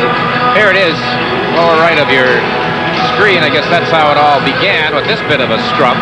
One thing leads to another. Now watch Brisebois take a poke at Romanuk if we've run it long enough, but we don't. However, they both poked, and they're both in the pokey. 3:50 remaining in overtime. 4 against 4. The Jets send out Zamnoff and Davidoff, along with Kennedy and Numanen. Demers showing a lot of confidence in the rookie Hill. His first game since October. Early October. Davidoff working against Hill, and Hill ties him up. Puck comes free now to Lebeau. Lebeau gets it over to Daigneault. His weak shot slides to Numanen. He leaves it there for Zamnoff.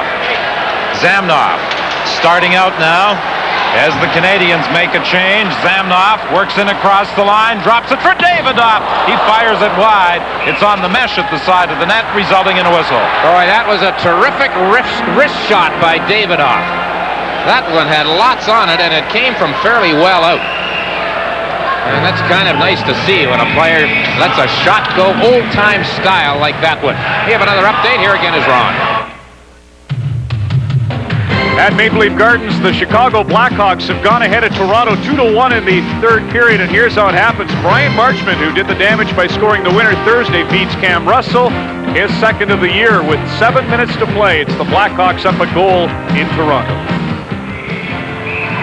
And here we have 3:17 remaining in overtime with the Jets and the Canadiens deadlocked at 2. Canadiens playing game 2 of a 4-game road swing. Dick, you said this is the first time this year they've been out of the Eastern time zone? That's right, yeah. I don't think teams in the East fully understand the heavy travel load of some of the Smythe Division teams.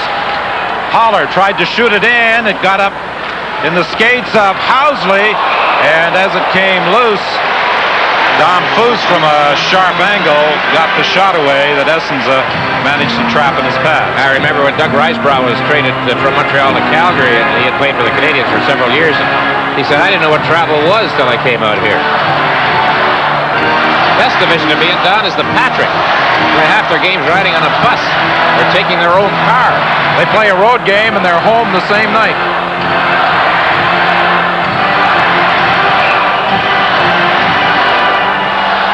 Face off to the right of Essenza. Captain Troy Murray comes over to speak to Boughton.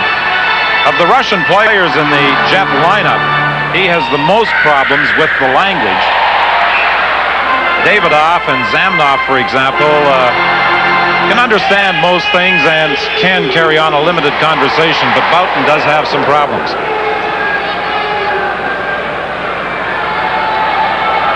Now the Canadiens have their two gunners out there, Muller and Domfus, for this situation.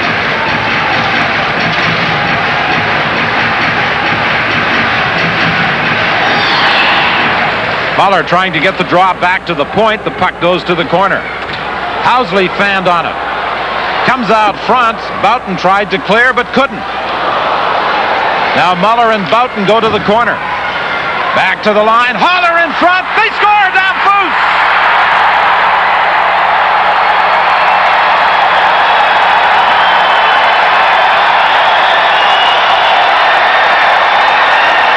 Kevin Holler setting up Vincent Domfus at the side of the net, and that brings a smile to the face of Jacques Demers as his Canadiens score 3 straight goals, the winner in overtime. And they come from behind. They were down 2-0 after 3 minutes of the hockey game.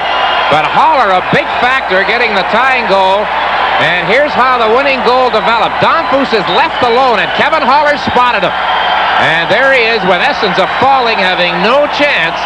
And the Canadiens pull one out here in Winnipeg. And Vincent Domfus gets his second goal of the hockey game, and it wins it for Montreal. So Vincent Domfus in overtime scores the game winner. And Dick, you talked about Domfus in our pregame, saying he is playing well, and he gets 2 tonight. Molson Hockey Night in Canada on CBC returns in just a moment. Come on, Rufus, find it. Find it. Oliver, you're not looking for your presents, are you? No, just tidying up a bit. No one can resist all 4 McDonald's Looney Tunes plush toys. A different one each week for $2.89 each, 50 cents of which will be donated to Ronald McDonald Children's Charities. What you want is what you get. Rufus!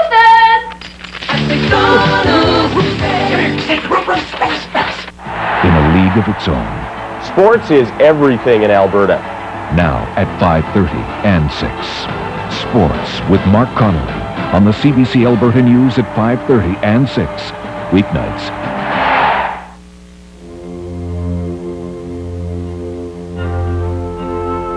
In a recent real estate survey, a dry white wine that's unmistakably Hochtaler. distinctively dry. Hochtaler Dry. The Montreal Canadiens defeat the Winnipeg Jets 3-2 in OT at the arena. The Molson Cup 3 stars, as you might expect. Vincent Damphousse with a pair tonight, including the game winner in extra time. Number 1, Bob Essensa, goalie of the Jets, the second star tonight in Andre Racicot. And you must give Jacques Demers credit. Racicot allows 2 soft goals early on, but Andre rebounds with a strong effort the rest of the way, and the Canadiens do get the 2 points. Here's the tying goal from Kevin Haller with about 5 minutes to play, his 5th goal on the season. Makes it 2-2, and then 14's involved on the winner as he sets up Vincent Damphousse for Vincent's second goal from the same angle tonight. Number 25 makes it 3-2 Montreal.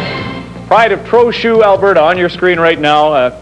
Kevin, congratulations on your great season and the victory tonight. Tell me about the game.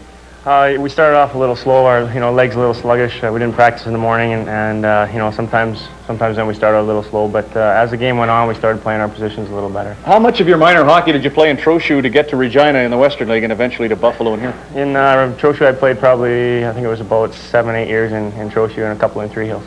Anybody you played with that's made it to the NHL? Well, I played a couple of Regina guys there, Mike Sillinger and there's Jamie Heward and Jim Matheson. They're on their way up, and that's about it.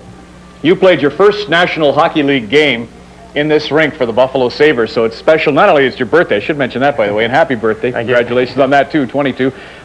This rink, do you remember that night when you came in here first time? Definitely. I was pretty nervous. I didn't know many of the guys, and just to get thrown into a game like that coming out of junior, I struggled a little bit and coughed up the puck a few times, but, you learn from your mistakes. Want to say hi to anybody at home? Just my parents, they're watching every game back there, and my grandpa's probably watching, too, tonight. Just southeast of Red Deer, Alberta. Congratulations, Kevin, on a great victory here, and have fun in Phoenix. Thanks very much. We will. Kevin Haller of the Montreal Canadiens. Can't wait to get on wherever you're going. I think you fly to Chicago tonight and then on to Phoenix for that big game against Los Angeles, the neutral site game. There's the scoreboard. The Leafs are still trailing late in the third period. Blues beat up Edmonton, second win on the road. North Stars won, as you know. Philadelphia lost in Ottawa, so the Senators' second victory in a fortnight. Just to highlight the rest of the scores, Caps by 2 over the Islanders. That's a final. Detroit over Tampa by a 9-7 margin, and Los Angeles is on the board against Hartford at home. There's Vincent Damphousse, who scores the winner. Montreal 3, Winnipeg 2. More from the arena in a moment.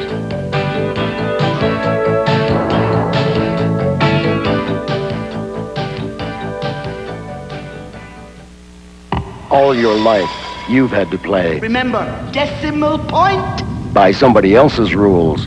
Introducing the all-new Intrepid from Chrysler. For the last time, play the man, not the puck. The car that broke all the rules. With roomier interior. Like the Hedgehog and 1 controller. Eaton's for great gifts.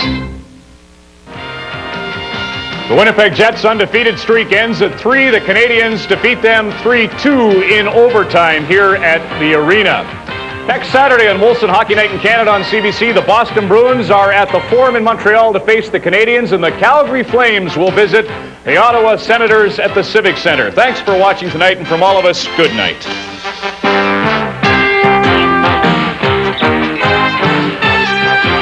Molson Hockey Night in Canada on CBC was brought to you by Molson Canadian. What beer's all about. And by Imperial Oil and Esso Associates. You're on your way with Esso. This has been a CBC Sports presentation in association with Molstar Communications.